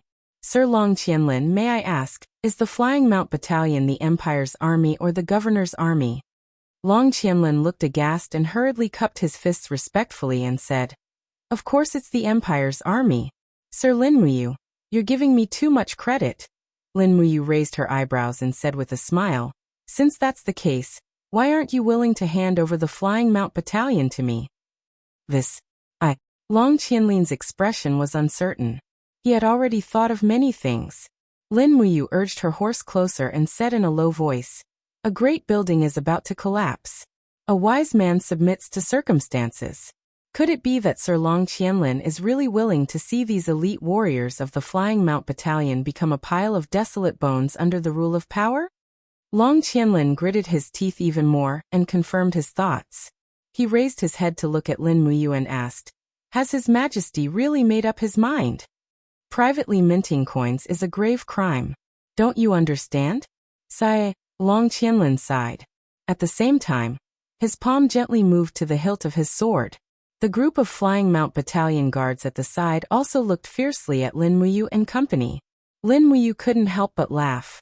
With a soft grunt, a golden gourd appeared in his palm. He held the golden gourd and said with a smile, that's right. There are only 3 of us who entered the pass. You, Long Qianlin, can kill the 3 of us without batting an eyelid, but Duke Yun, His Highness Yun Su Qin Suyu, and the entire Yunzhong province know that I, Lin Muyu, have come to 3 Mountain Pass to borrow soldiers. You want to kill me, but you want the entire 3 Mountain Pass to be buried with me. Is it really worth it? Long Qianlin's expression was extremely pained. Lin Muyu smiled faintly and said, you are a person who loves soldiers. The Flying Mount Battalion is one of the few elite divisions of the Empire. They should be fighting all over the country and defending our territory. Do you want the Flying Mount Battalion to become a rebel army and die without a burial ground, because of your mistake? This sentence hit the nail on the head. Long Qianlin was indeed a general who used troops like a god, but he was also a person who loved soldiers like they were his own children. Forget it, Long Qianlin sighed. He looked up at the sky and said, if it is preordained by the heavens, then I, Long Qianlin, have betrayed the heavens and the earth. Since Sir Lin Muyu has the Dragon Talisman bestowed by His Majesty, then I, Long Qianlin, entrust all 17,000 brave soldiers of the Flying Mount Battalion to you.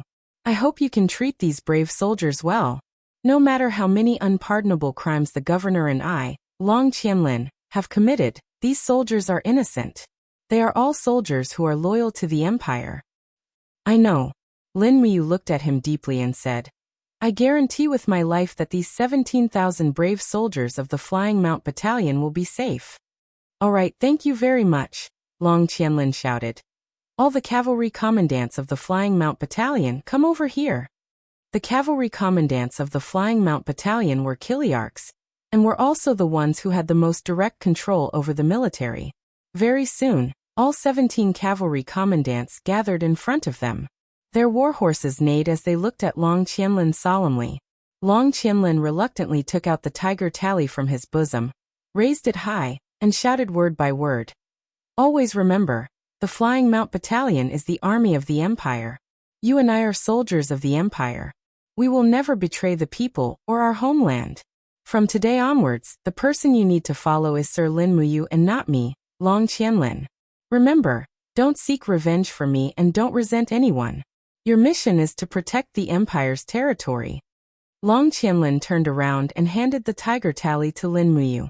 His eyes were red as he said, "From today onwards, the Flying Mount Battalion will be entrusted to you." All the cavalry commandants looked emotional and shouted, "We are willing to follow the general forever. The general can't abandon us like this." Long Qianlin shouted in a low voice, "All of you shut up. Remember, you are the soldiers of the Empire, not the soldiers of me, Long Qianlin. That's all I have to say. 3 Mountain Pass Imperial Guards, assemble and follow me." He turned his horse and left. Lin Muyu hurriedly asked, "Long Qianlin, where are you going?" Long Qianlin turned around. His handsome face was filled with helplessness and despair as he said, "The Five Valleys city has changed. Governor Hu Tianning has known me for a long time, and has shown me great kindness.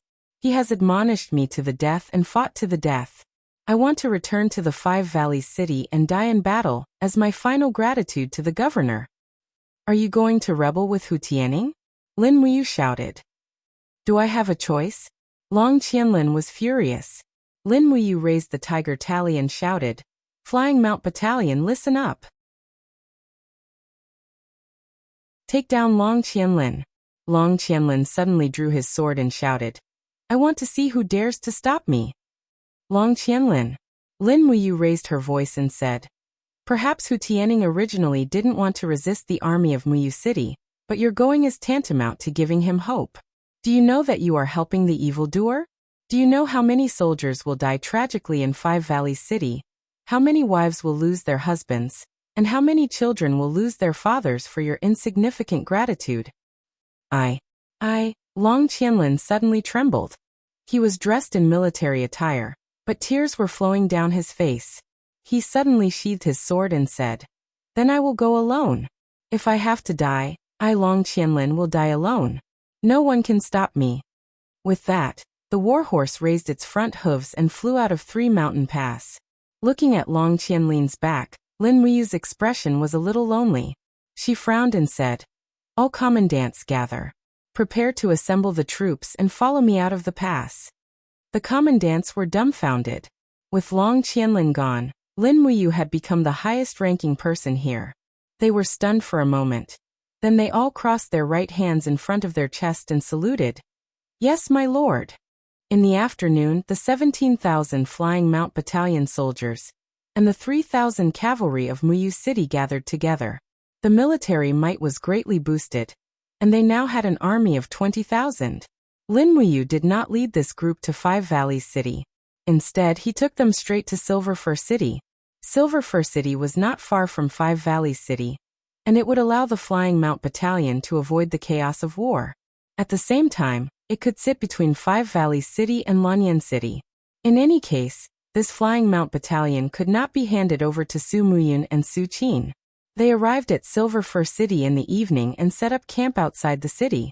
A group of commandants from the Flying Mount Battalion was sullen, so Lin Muyu called for an impromptu meeting to appease them. He also promised these generals that after the incident at Five Valleys City, he would do his best to beg the emperor to save Long Qianlin's life. In fact, from a moral point of view, Lin Muyu also hoped that Long Qianlin's life could be saved. Among the 7 divine generals of the empire, Du Hai was iron-blooded and Xiang Yu was cruel. Feng Jixing, Qin Lei, and the others did not guard the borders. Lin Muyu had also heard of the other generals. Very few of them would treat human life as a big deal. This continent really needed a benevolent general like Long Qianlin. After nightfall, a messenger bird quietly landed at the head of Lin Muyu's bed. She took the letter tube. There was a piece of paper inside with a line of words written on it. "My lord, the captain of the Flame Dragon Mercenary Band, by Lixing, has led 9,000 Flame Dragon mercenaries, and together with 7,000 mercenaries from the Ghost Domain Mercenary Band. A total of 16,000 people have surrounded the Dragon Rocky Mountain. They have threatened to destroy the Longdan army camp. Our army can only defend and not leave. They hope that Milord can send reinforcements immediately. Luoyu. The Longdan army camp has been surrounded. Lin Muyu let out a sigh. It just so happened that she had an army of 20,000 cavalry under her command. It could be put to good use. She quickly wrote back. Defend and not leave. Wait for reinforcements.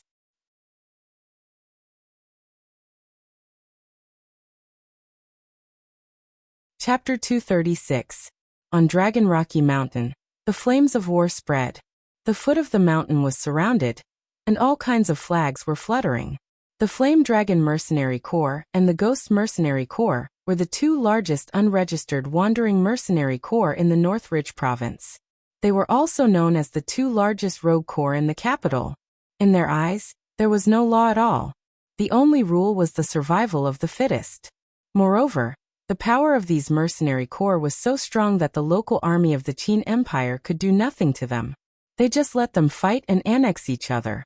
As long as these wandering mercenaries did not attack the government, they would not cause too much chaos. In the big tent of the Flame Dragon Mercenary Corps, the captain, Bailey Xing, was wearing a fiery red armor. He held a scimitar with his bare arms and held a maid in his arms. He picked up a piece of meat with the scimitar and fed it to the maid. Although the maid was smiling, she was trembling all over. If she was not careful, the scimitar would pierce through her head. This kind of thing was not uncommon. Good girl. Bailey Xing smiled and grabbed the maid's chest. He said with a smile, we have surrounded Dragon Rocky Mountain and cut off their water supply. Let's see how long Luoyu and Fengxi can hold on. At the table opposite him, a general in a leather robe also held a beautiful woman in his arms. It was Li Sihua, the captain of the Ghost Mercenary Corps. His face was crisscrossed with more than a dozen scars. His palm moved up and down the legs of the beautiful woman in his arms. He sneered with disdain and said, it is said that the founder of the Longdan army camp is Lin Muyu, one of the 4 heroes of Lanyan. Isn't Captain Bailey afraid that Lin Muyu and the Imperial Guards will make trouble for you? Bailey Xing couldn't help laughing. The Emperor has the final say in Lanyan City, but in the dragon-seeking forest, does he still have the final say? The Imperial Guards. Bah.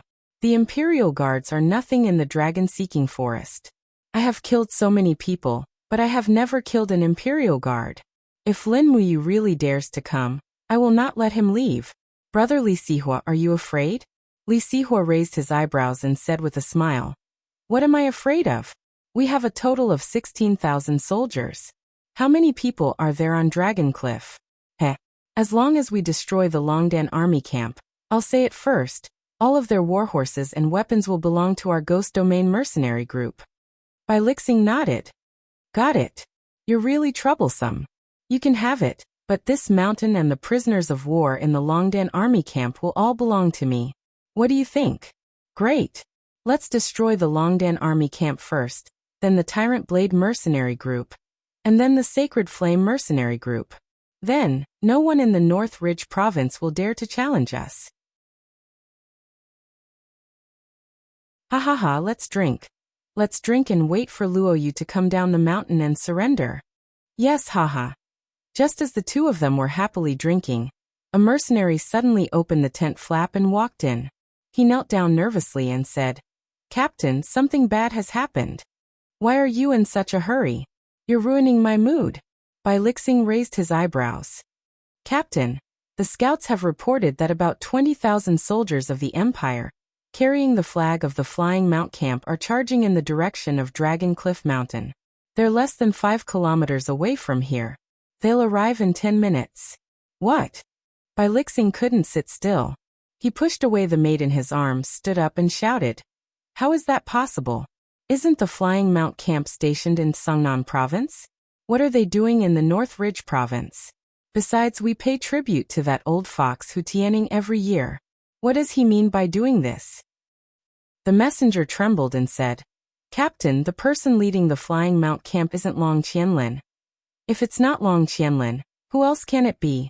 Don't tell me Hu Tianning is leading the troops personally? No, it's Lin Muyu. T. Lin Muyu and Long Qianlin have fought before. How could he be leading the Flying Mount Camp? The scout must have made a mistake. This group of bastards dared to drink when they went out to be sentries. I'll skin them alive when I get back. The messenger was on the verge of tears. Regiment commander, the scout said that what he saw was absolutely true. They are all heavy cavalry, and they will be able to reach the foot of the mountain in 10 minutes. We can't just sit here and wait for death. Bai Lixing roared and kicked the table away. His face was pale. He said, "What can we do in 10 minutes? Li Sihua stood up and said loudly, "Pass down my order. The Ghost Mercenary Corps is to assemble immediately and retreat to the west. We can't stay here any longer." Bai Lixing said angrily, "Li Sihua, what do you mean? Are you going to be a coward at this critical moment? I was forced to come here by you. I don't want to be buried with you." Li Sihua grabbed his long sword and rushed out of the camp. He mounted his horse and shouted, "Ghost Mercenary Corps retreat!" But not far away, a platoon leader said with a bitter face, "Commander, we can't retreat anymore. A group of heavy cavalry from Muyu City has blocked our path of retreat, and hundreds of our brothers have already been shot dead." "What?" Li Sihua's body trembled. "Damn it, let's fight them. Lin Muyu, LF*CK your grandma." At the foot of Dragon Rocky Mountain, the two mercenary corps were in a mess. But at this moment, the gate on the mountain suddenly opened. Luo Yu led about 5,000 plus heavy cavalries from the Longdan army camp and attacked from the foot of the mountain.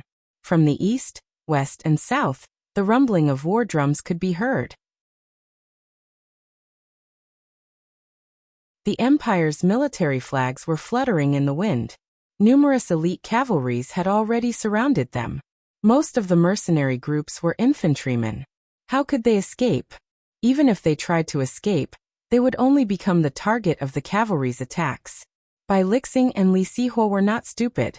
Fighting with 20,000 regular cavalrymen on an open field was simply courting death. Moreover, there was still the courage of Dragon Battalion's cavalrymen behind them, who were no weaker than regular soldiers. Hua!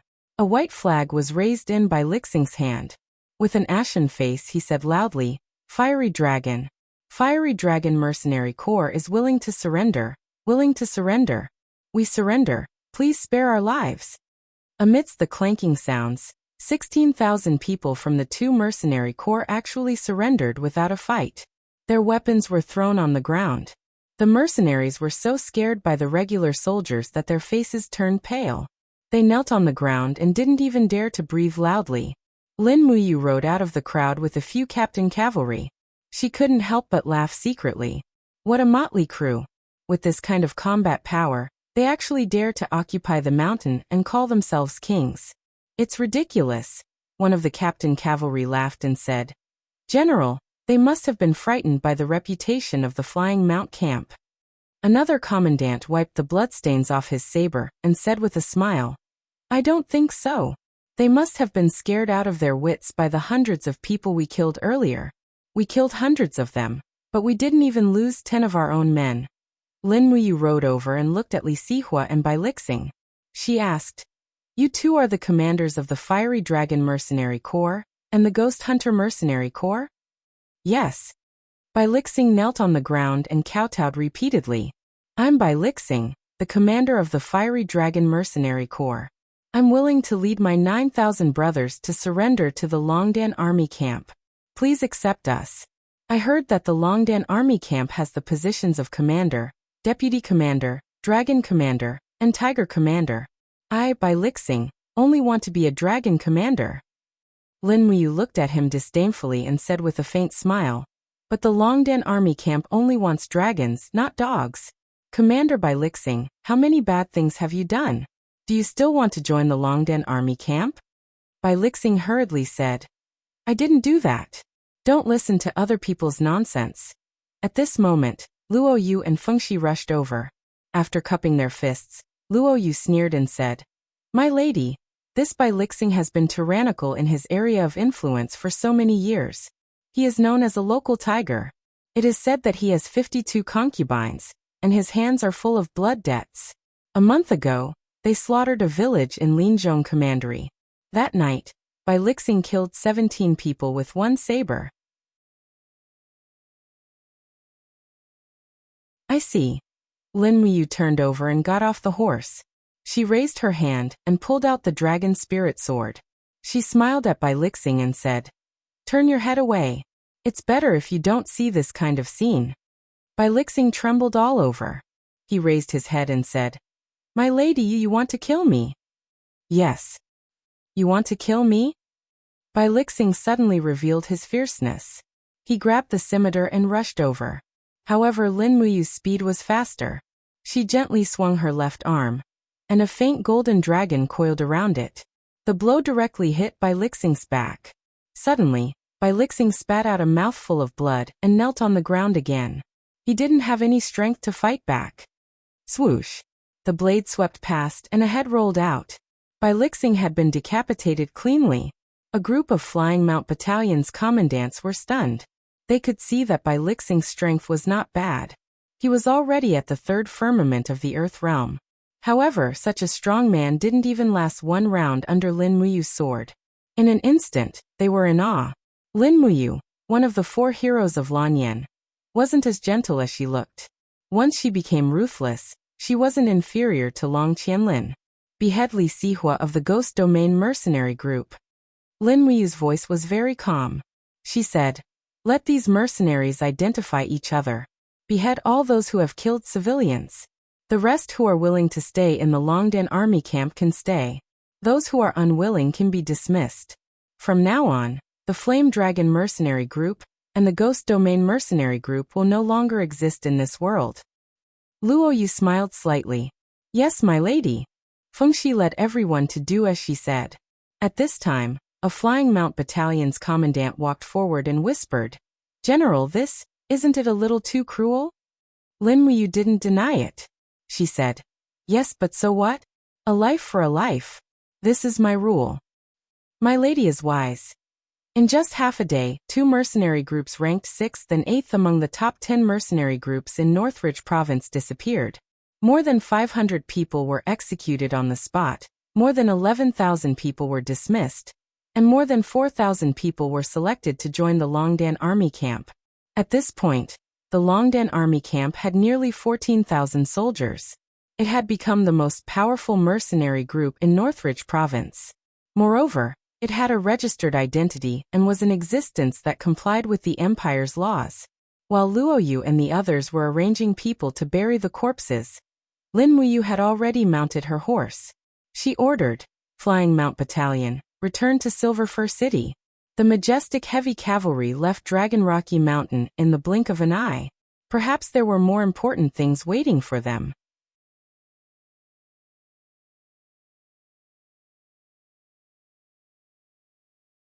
Chapter 237. In Five Valley City, the cold wind blew the fallen leaves across the city wall. The 2 soldiers standing guard couldn't help but shiver. "Zhang-san, what do you see over there?" "Ah, what? At the end of the road. Smoke and dust are billowing. Can you feel the vibration of the earth?" "Yes." "Oh my God, what is that?" "It's heavy cavalry." In an instant, the 2 soldiers looked at the city wall with an ashen face, only to see a man in the uniform of a Chiliarch riding a horse past and shouting, "Close the city gate and prepare for defense. From now on, no one is allowed to enter or leave Five Valley City. Someone, immediately sound the war drums for me to warn the enemy from afar." Dong dong dong dong. The sound of the war drums echoed and shook the entire Five Valley City. In the governor's office of Five Valley City, Hu Tianning sat there anxiously, frowning and said, "How could this be? How could this be? Where did Long Qianlin go? Where is his Flying Mount camp? Where is he when Sungnan Province needs him the most?" On the side, a masked official with a black veil on his face cupped his fists and said, "Lord Governor, General Long led the Flying Mount camp to 3 Mountain Pass for training a few days ago. Is this your order?" "Mr. Su, please ask me, what should I do now?" Hu Tianning was already confused. Mr. Su looked calm and said indifferently, "Lord Governor, since Su Qin dared to lead the Muyu City's Iron Cavalry to Five Valley City to denounce us, it means that His Majesty already knows about our private coinage. Su Qin only dared to come under His Majesty's imperial edict. At this time, if we send troops to fight, it is tantamount to confirming the crime of rebellion. Either way, we will die. In my opinion, it is better for us to go out of the city to meet Su Qin's army. Maybe there will be room for negotiation. Room for negotiation? Hu Tianning paced back and forth restlessly and said, private coinage is a capital crime. What room for negotiation is there? Sir, don't forget. Mr. Su smiled and said, your nephew, General Xiangyu, is still serving as the commander of the military police in the capital. He is in charge of the rewards and punishments for all the high-ranking generals in the imperial army. Even Su Qin is wary of Xiangyu. Moreover, you have always been on good terms with Divine Marquis. Even if you are escorted to the capital by Su Qin, as long as Divine Marquis and Xiangyu work together to persuade His Majesty to give you a lighter sentence, you can still keep your life. As long as you are alive with our financial resources, why should we worry about not being able to make a comeback? Hu Tianning's eyes lit up and he said, Mister, you mean my only choice is to leave the city and surrender now? Yes. Mr. Su's eyes were bright as he said, it's better than fighting to the death. Don't worry, my lord. You've been operating in Blue South Province for many years and have many disciples. Moreover, we've already stored tens of millions of Jinxing coins near the Qinling Mountains. This subordinate will immediately order someone to bring the gold banknotes to the southern ridge and ask the king of South subduing Qin to plead on your behalf. Even if we can't keep the governorship, we can at least fight for the position of governor of Silver Fir City for you. What does my lord think? Okay, do it immediately. Yes. Mr. Su quickly turned around and ordered his subordinates. He then walked over and said, my lord, change your clothes. We should leave the city to welcome Su Qin's army. This Su Qin is known as the most powerful general in the empire. He may not have the patience to wait for us to delay. Yes. Hu Tianning put on the governor's uniform and armor as he asked, how many soldiers are left in the city? Mr. Su said, 17,000 of the Flying Mount Battalion have been led out of the city by General Long. There are less than 30,000 soldiers in the city. According to reports, there are 70,000 heavy cavalry of Muyu City outside the city. Su Qin and Su Yu have led the Steel Blade Army and the Zither Dragon Army to the city first. They are determined to take Five Valleys City. My lord, we should prepare the governor's seal of Blue South Province. That's the only way. Hu Tianning took the seal from his subordinate and caressed the iron box with reluctance. His face was full of sadness as he said, I didn't expect that I, Hu Tianning, would have such a day. If I knew this day would come, I wouldn't have conspired with the House of Chivalry to mint coins. Damn it. It's all Lin Muyu's fault. Otherwise, the secret of minting coins would not have been exposed. My lord, it's too late to talk about it now. Let's go. Okay. Amidst the sound of the war drums, the heavy cavalry of Muyu City outside the city was also noisy. They hit their shields with their swords and shouted together, Hu Tianning, go out of the city to welcome the great general. Hu Tianning, go out of the city to welcome the great general. Su Qin, dressed in military attire and carrying a saber, rode a sturdy black warhorse and stood under the city wall. He raised his long saber and loudly said to the group of guards on the city wall, I, Su Qin, have been ordered by His Majesty to arrest Hu Tianning. Don't be like a mantis trying to stop a chariot. I'll give you the time it takes to burn a stick of incense. If you don't open the city gate, I will attack the city with 3 armies.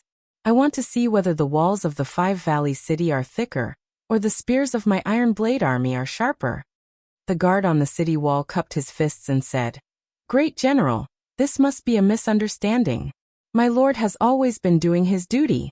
Why would His Majesty come to arrest my lord? I hope that the great general will investigate. What am I supposed to know? Su Qin shouted. Open the gate now, or I'll smash this broken gate with my saber. The guard on the city wall raised his eyebrows and said, Great General, no matter what, the Five Valleys City is the central city of Tsangnan Province. How can you attack as you please? Great General, don't force me. Archers, stand by. If anyone attacks the city, immediately shoot them down. Su Qin was furious. He pulled the reins and turned around. When he arrived in front of a group of Iron Blade Army's heavy cavalry, he raised his long saber and shouted, The time has come to quell the rebellion for the empire. The governor of the Five Valleys city, Hu Tianning, is stubborn. Brothers, prepare to attack the city. The war drum sounded like thunder. The heavy cavalry outside the city mounted their horses and prepared to attack. At this moment, with a sudden creak, the heavy iron gate slowly rose. When the gate was completely opened, Hu Tianning appeared in his field of vision with a group of advisors. Su Qin frowned. On the side, a female general of about 30 years old rode a white horse. She looked somewhat similar to Qin Yin. She was Su Yun's younger sister, Su Yu. Su Yu looked at Hu Tianning and the others from afar. She couldn't help but smile and said, "Big brother, it seems that we don't need to attack the city anymore. Hu Tianning, that old fox, knows that he can't do anything and has already compromised." "Ha!" Su Qin smiled slightly and led a group of cavalry forward. He placed the long saber on the back of the horse and smiled. "Governor Hu Tianning, long time no see." Hu Tianning hurriedly turned over and dismounted, knelt on the ground, held the governor's seal in his hand and said, "Sinner Hu Tianning greets General Su Qin. Although I don't know why His Majesty has punished me, if the emperor wants me to die, I have no choice but to die. This is the governor's seal of Tsangnan province, please examine it." "That's good. Lord Hu is really a sensible person." Su Qin smiled and said, "But I still have to do things according to the rules. Someone bring me the prisoner carriage and help the governor get on it. Also, take over the entire Five Valleys city." "Yes." A group of Muyu city soldiers pushed out a prisoner carriage made of steel. This prisoner carriage was very strange. There were thorns protruding from all sides, surrounding the center. It can be imagined that once a prisoner enters the carriage, he will not be able to move. Otherwise, his skin will be pierced by the thorns. This kind of pain can be imagined. Thorn carriage. There was a trace of anger on Hu Tianning's face. "General, what do you mean by this? Are you going to use the thorn carriage on me?" "What?" Su Qin raised his eyebrows. "If you have the guts to mint coins, don't tell me you don't have the guts to sit on this thorn carriage." "You." Hu Tianning was furious. Mr. Su on the side whispered, "Lord Governor, bear with it for a while. Su Qin is a reckless man. There is no benefit in clashing with him." After hearing this, Hu Tianning no longer said anything. He tidied up his clothes and armor and said, "Then as General Su Qin wishes." Su Qin lightly said, "Someone, help Lord Hu Tianning remove his armor." Several heavy cavalry flew forward and quickly took off Hu Tianning's armor. Hu Tianning had never suffered such humiliation. His face was red, but he was angry. Suddenly, a soldier's hand touched Hu Tianning's body. He immediately raised his hand and pulled out the sword at his waist, saying, "How dare you?" Just as Hu Tianning pulled out the sword, a whoosh sound of an arrow leaving the bowstring suddenly came from behind Su Qin. The next moment, a black arrow pierced through Hu Tianning's neck with a poochie sound. Fresh blood flowed out like a pool. Hu Tianning's arm, which was holding the sword, was still in the air. His body slowly fell backward, and he died in an instant. Hu Tianning dead. Su Qin stood there dumbfounded. He suddenly turned around and looked at the person who shot the arrow. He loudly shouted, "Zhang Santong, you bastard! Why did you kill Hu Tianning?" Zhang Santong was a deputy general. Still holding his longbow, he cupped his fists and said, "General, Hu Tianning just pulled out his sword and tried to assassinate you. This subordinate shot him." Su Qin was speechless and angrily said, "Bastard, Her Majesty and Her Highness never said that they wanted to kill Hu Tianning. You are simply putting me in an unjust situation." Zhang Santong hurriedly dismounted from his horse and knelt on the ground, saying, "This subordinate is willing to die. General, please punish me." Forget it. Su Qin looked at Hu Tianning's body and lightly said, "If he dies, then he dies. This kind of villain." At this moment, the sound of horse hooves came from afar. A person holding an iron spear shouted in the crowd, "Get out of the way! Get out of the way! Let me pass!" The person who came was none other than Long Qianlin, who was in a hurry. The pitiful Long Qianlin saw the corpse of his father-in-law, Hu Tianning, after entering the crowd. The arrow that had pierced through Hu Tianning's throat was stained with black blood. For a moment, Long Qianlin trembled all over. He suddenly dismounted from his horse and knelt on the ground. Tears flowed from his eyes. Sir. Sir. You are Long Qianlin? Su Qin rode his horse over and lightly asked. Long Qianlin didn't say anything. He just carried Hu Tianing's corpse and walked step by step towards the Five Valleys city. Stop right there. Su Qin violently shouted. Long Qianlin, how dare you? At this moment, Long Qianlin had already reached the city gate. When he looked back, his eyes were filled with killing intent. He angrily shouted, close the city gate and fight.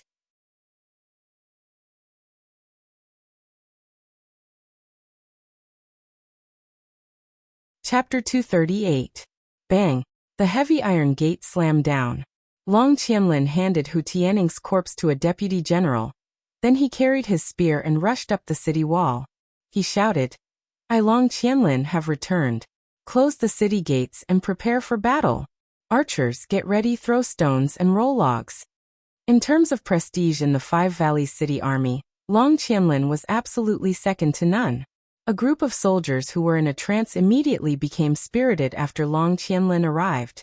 They seemed to understand what they should do in an instant. Su Qin was furious when he saw the tense atmosphere on the city wall.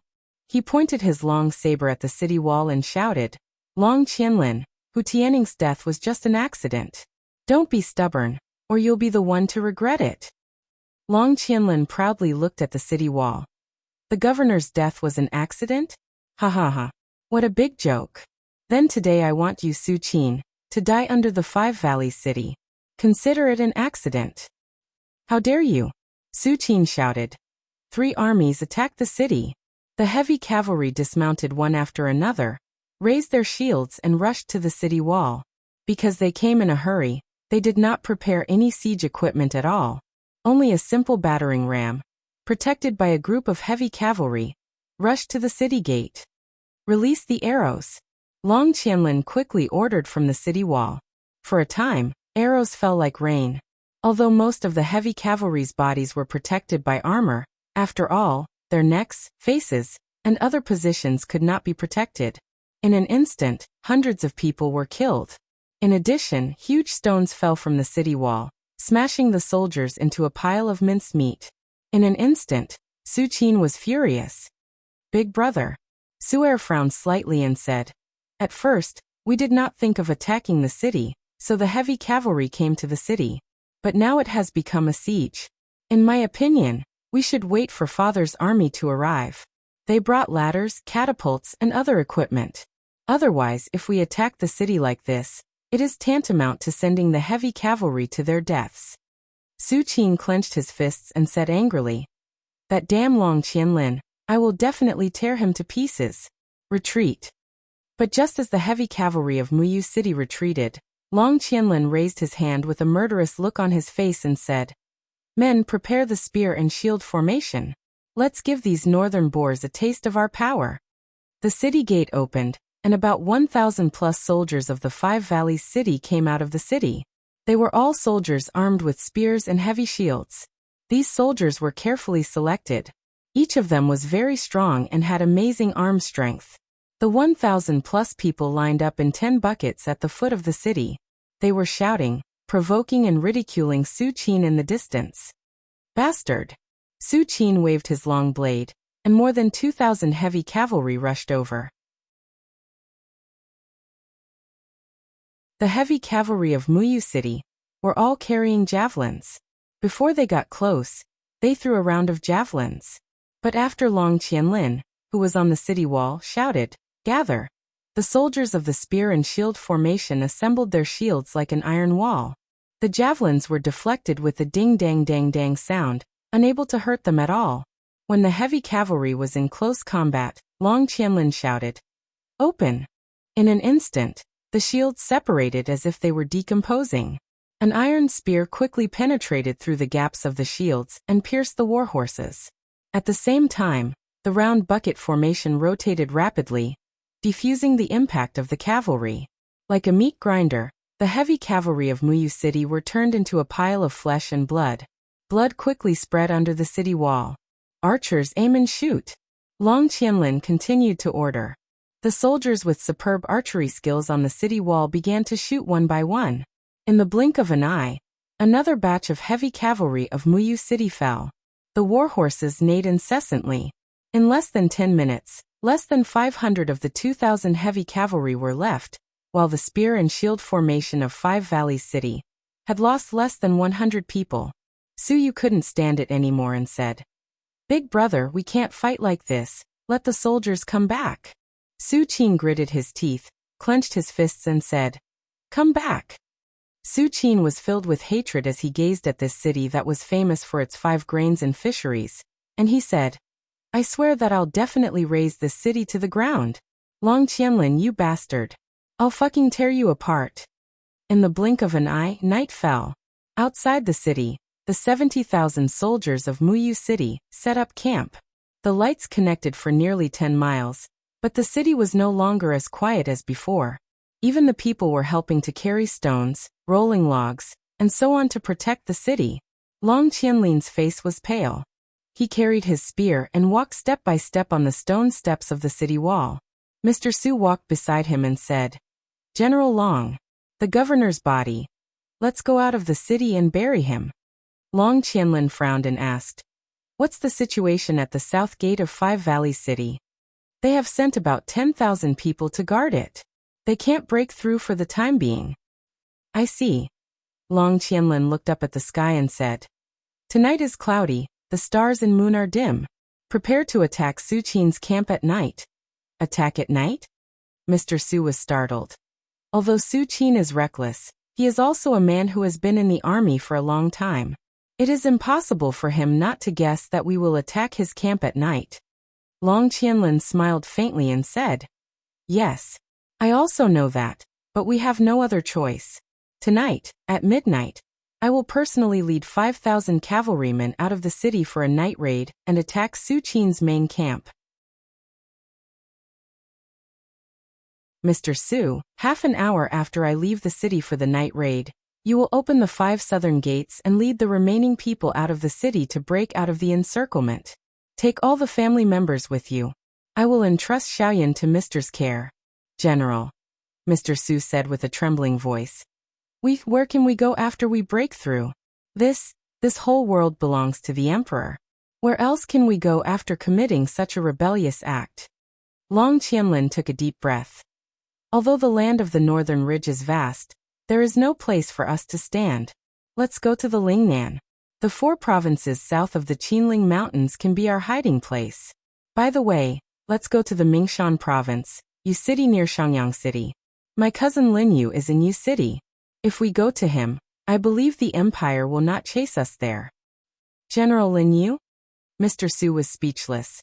Lin Yu, one of the legendary 7 divine generals of the Empire, is General's cousin? "Yes, my hometown was originally in Yu City.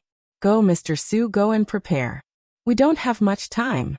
If I, Long Qianlin, can break through alive, I will go find you and Xiaoyan." "Yes." Mr. Su cupped his fists, knelt on the ground and said, "All the living people of Five Valleys City will thank General for your kindness.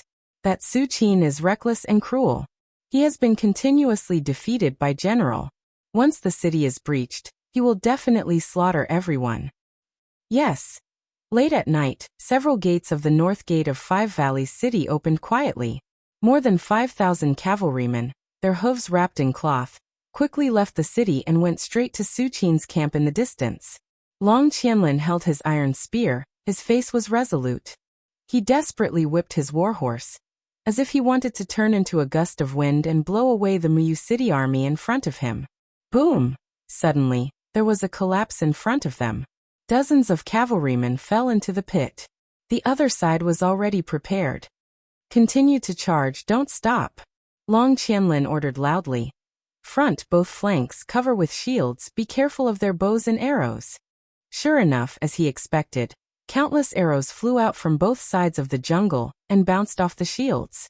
Of course, many of them directly shot into the bodies of the Five Valleys City cavalrymen. Miserable howls were heard, and in the blink of an eye, dozens of people were killed. At the very front, there was a blazing fire. An entire formation of heavy cavalry was already waiting there.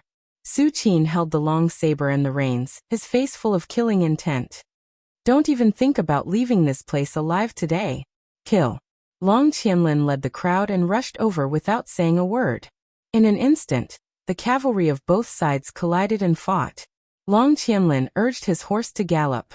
His martial spirit burst out, and the iron spear, like a swimming dragon, continuously penetrated the necks of the opponent's heavy cavalry. In the blink of an eye, dozens of people were killed. His battle robe was full of blood, like a god of war. Behind Long Qianlin, about 1,000 heavy cavalry of the Five Valleys city followed the god of war closely. There was only one voice in the hearts of the soldiers. Follow him, and we can rush out alive. On the other hand, Su Qin was not to be trifled with. His long blade contained the light of Do Qi, and he swept out again and again, chopping off heads. If Long Qianlin was a god of war, then Su Qin could be called a god of death.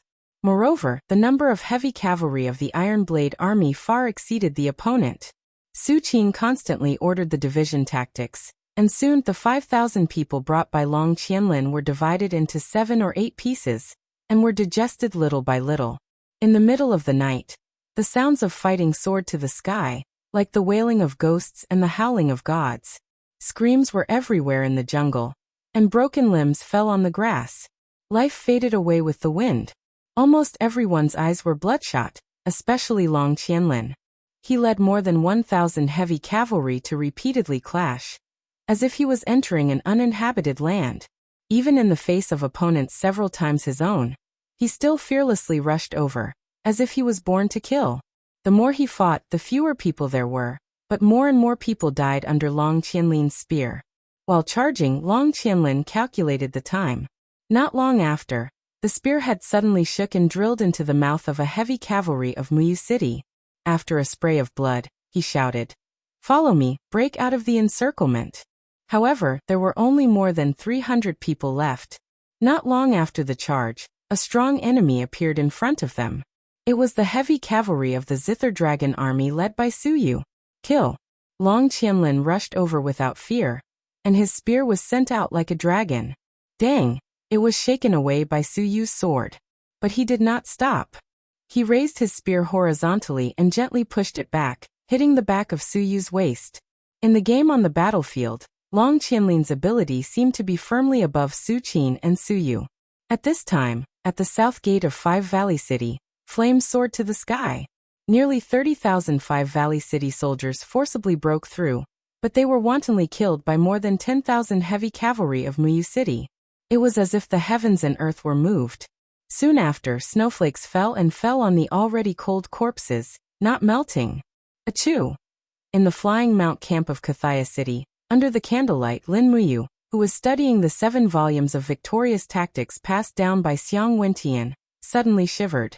He frowned and asked, "What time is it?" A guard replied, "It's the 3rd general." "Is there any news from Five Valley City?" "Not yet." But Lin Muyu's heart was faintly uneasy.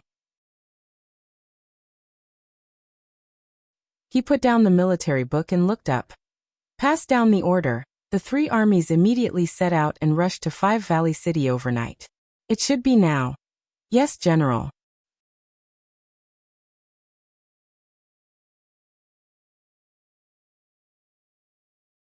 Chapter 239. Early in the morning, the snow was still falling. Clouds of smoke rose into the sky around the Five Valleys city.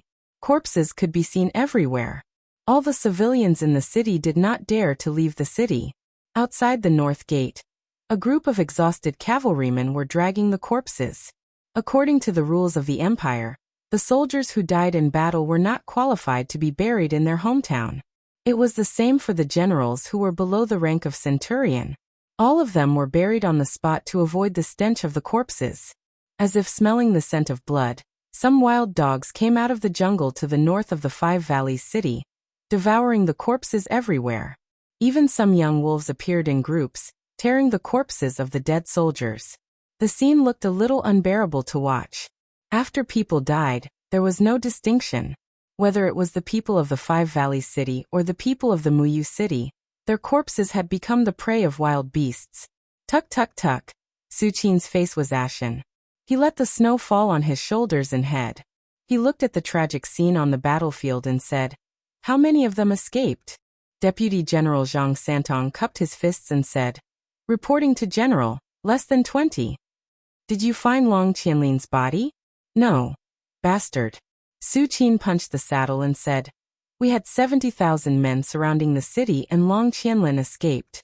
This is a great shame for the Iron Blade Army." Zhang Santong's face was pale, and he did not dare to say anything. At this moment, Su Yu, who was inspecting the battlefield, also rode her horse over. Her originally elegant face was stained with blood. She raised her hand to wipe it off, but she did not manage to wipe anything off. She walked toward Su Qin and said, "Big brother, I've been to the southern battlefield. How is the situation?" Su Qin asked. Su Yu moved her red lips and wanted to say something but stopped. I asked you how is the situation?" Su Qin said with a heavy tone. Su Yu took a deep breath and said, "Big brother, the 10,000 cavalrymen we arranged at the south gate suffered a fierce attack last night. The defenders in the city rushed out and caused great damage to us." "How many people did we lose?" "Tell me." "More than 7,000 died, more than 2,000 were seriously injured and 4 to 5,000 were lightly injured." Su Yu said. "What?" Su Qin's body trembled slightly. His eyes were filled with hatred as he said, "That traitor Long Qianlin. He killed a total of 20,000 elite cavalrymen of my Twilight Rain city in a single battle. What a goddamn traitor." With that, Su Qin's body shook slightly and he spat out a mouthful of blood. The arrow wound on his chest oozed blood again. "Big brother, are you okay?" Su Yu asked. I'm fine. Su Qin looked at the Five Valleys city with a pair of cold eyes and murmured, "The warriors of Cloud Province have suffered such a setback in this cursed city. It's all my fault. Come on, pass down my order. After the 3 armies are reorganized, enter the Five Valleys city and slaughter the city." He said it casually, but Su Yu's whole body trembled. "Big brother, how could we do this? Why not?" Su Qin's eyes were cold as he said, "That's what our ancestors did. Any city that dares to rebel will be massacred. If we don't massacre them, how will these ambitious dogs know that the prestige of the empire cannot be violated? You don't have to say anything. I know you have good intentions. Leave this matter to me." "But big brother." Su Yu sighed and said, "The Five Valleys city is one of the 7 major cities of the empire. It has a population of 2.4 million. Are you planning to kill all 2.4 million people?" "No, massacre the city for 3 days. Kill as many as you can." Su Qin clenched his fists and said, "I've made up my mind. No one should say anything else. Otherwise you will be punished according to military law." A trace of disappointment flashed across Su Yu's face. She cupped her fists respectfully and said, "Yes, General. This subordinate has no objections." Heavy snow was still falling on the ground. The Steel Blade Army and the Zither Dragon Army began to cook. Smoke rose from the chimneys. After breakfast, they would start a massacre. The order to massacre the city for 3 days had been issued. Apart from Su Yu, no one seemed to feel that there was anything wrong with it. There were too many precedents like this. The soldiers discussed animatedly with smiles on their faces. The unruly people of the Five Valleys city have raised a tiger in their bosom, allowing Hu Tianning to be so daring as to rebel. He deserves to be killed. A soldier with a face full of beard sneered as he drank the cold meat soup. Another soldier with a protruding mouth and monkey cheeks said with a face full of lust, "Hey, let's make this clear. I'll choose first from the girls our Silver Spear Battalion has plundered." "Wang Ergu, you pervert. Sooner or later you'll die on a woman's belly." A fat soldier laughed loudly. Wang Ergu said with a smile, "There's a saying that if you die under a peony flower, you'll be dissolute even as a ghost. I've long heard that the girls of the Five Valleys city are all plump and tender. Hey, I've never played with them before. This opportunity has finally come. Bullsh *T, haven't you played enough? Anyway, when we massacre the city later, let's compete and see who kills more unruly people. The one who kills the least will treat us. How about it?" Okay, it's a deal." Basically, this kind of conversation was going on in the barracks. Massacring the city was a disaster for the people, but for the soldiers who participated in the massacre, it was a crazy feast. Money, women, killing, lust, all of these would be infinitely magnified at this moment. At this moment, there was no longer any crime, only the most primitive desire. After breakfast, nearly 50,000 heavy cavalry mounted their horses, while Su Qin carried his long blade and stood in front of the crowd. At this moment, suddenly, a deputy general rode over with a group of about 300 plus Five Valleys city civilians behind him. The corner of his mouth had a sinister smile as he said, "General, this group of unruly people actually wanted to secretly escape from the slope of the city wall on the west side. I discovered them in time, and have specially come to hand them over to the general to deal with." Su Qin's eyes were cold, and he stretched out his hand and made a kill gesture. "First Battalion, follow me." The deputy general shouted. The phalanx of 500 cavalrymen immediately rushed over, their spears piercing and their broadswords slashing. Puff, puff, puff. With a puff, puff, puff sound, blood spurted out, and screams sounded one after another. Regardless of the old or the young, they were all beheaded. In the blink of an eye, more than 300 civilians were dead, and finally, there was only a child about 4 or 5 years old left standing in the pile of corpses, crying loudly. Su Qin's eyes swept over and lightly asked, "What's wrong? Can't bear to do it?" Zhang Santong quickly raised his longbow, and with a whoosh, an arrow flew out and directly shot through the child's heart. The strength of the arrow was too fierce, and the arrow was infused with true qi, directly blasting a big hole in the child's chest. His entire heart was instantly crushed, and the child did not even have the chance to scream before he died. He died on the spot. Prepare to enter the city. Su Qin raised his long blade, but at this moment, the ground suddenly trembled slightly, and messy and dense sounds of horse hooves came from afar. Su Qin immediately frowned and asked, "What's going on?" A light cavalryman galloped over, cupped his fists and said, "Reporting to the great general, the general of the south, Lin Muyu, is leading nearly 20,000 heavy cavalrymen on the main road. It seems to be the army of the Flying Mount Camp." "Oh, it's you." Su Qin laughed and said, "That kid transferred the Flying Mount Camp from Long Qianlin's hands, minimizing the losses of our army. It can be considered a great contribution, since he is also here. Then share some of the credit for the massacre of the city with him. Let's wait for a while, and let you lead his men into the Five Valleys city to massacre the city." Yes. Not long after, the neat silhouettes of the Flying Mount Camp soldiers appeared on the horizon. Lin Muyu, who was dressed in the white robe of the Divine Temple, rode his horse at the forefront. He could see Su Qin, Su Yu, and the mess around the battlefield from afar. He couldn't help but frown. Sure enough, things didn't go as smoothly as he had imagined. A fierce battle had finally broken out in the Five Valleys city. You're here?" Su Qin laughed and said, "Since you've taken control of the Flying Mount Camp, it's already a great contribution." Lin Muyu cupped his fists and said, "Your subordinate pays his respects to the great general." "Hey, why are you so polite?" Su Qin raised his arm and said, "Look, the Five Valleys city is already in our pocket. Long Qianlin is stubborn and has lost so many of my soldiers. It's really hateful. I've already given the order to massacre the city. Since you're here, I'll give you the credit. Now, lead your men into the city and kill to your heart's content." Massacre the city? Lin Muyu's body trembled. His eyes fell on the more than 300 corpses of the civilians in front of him.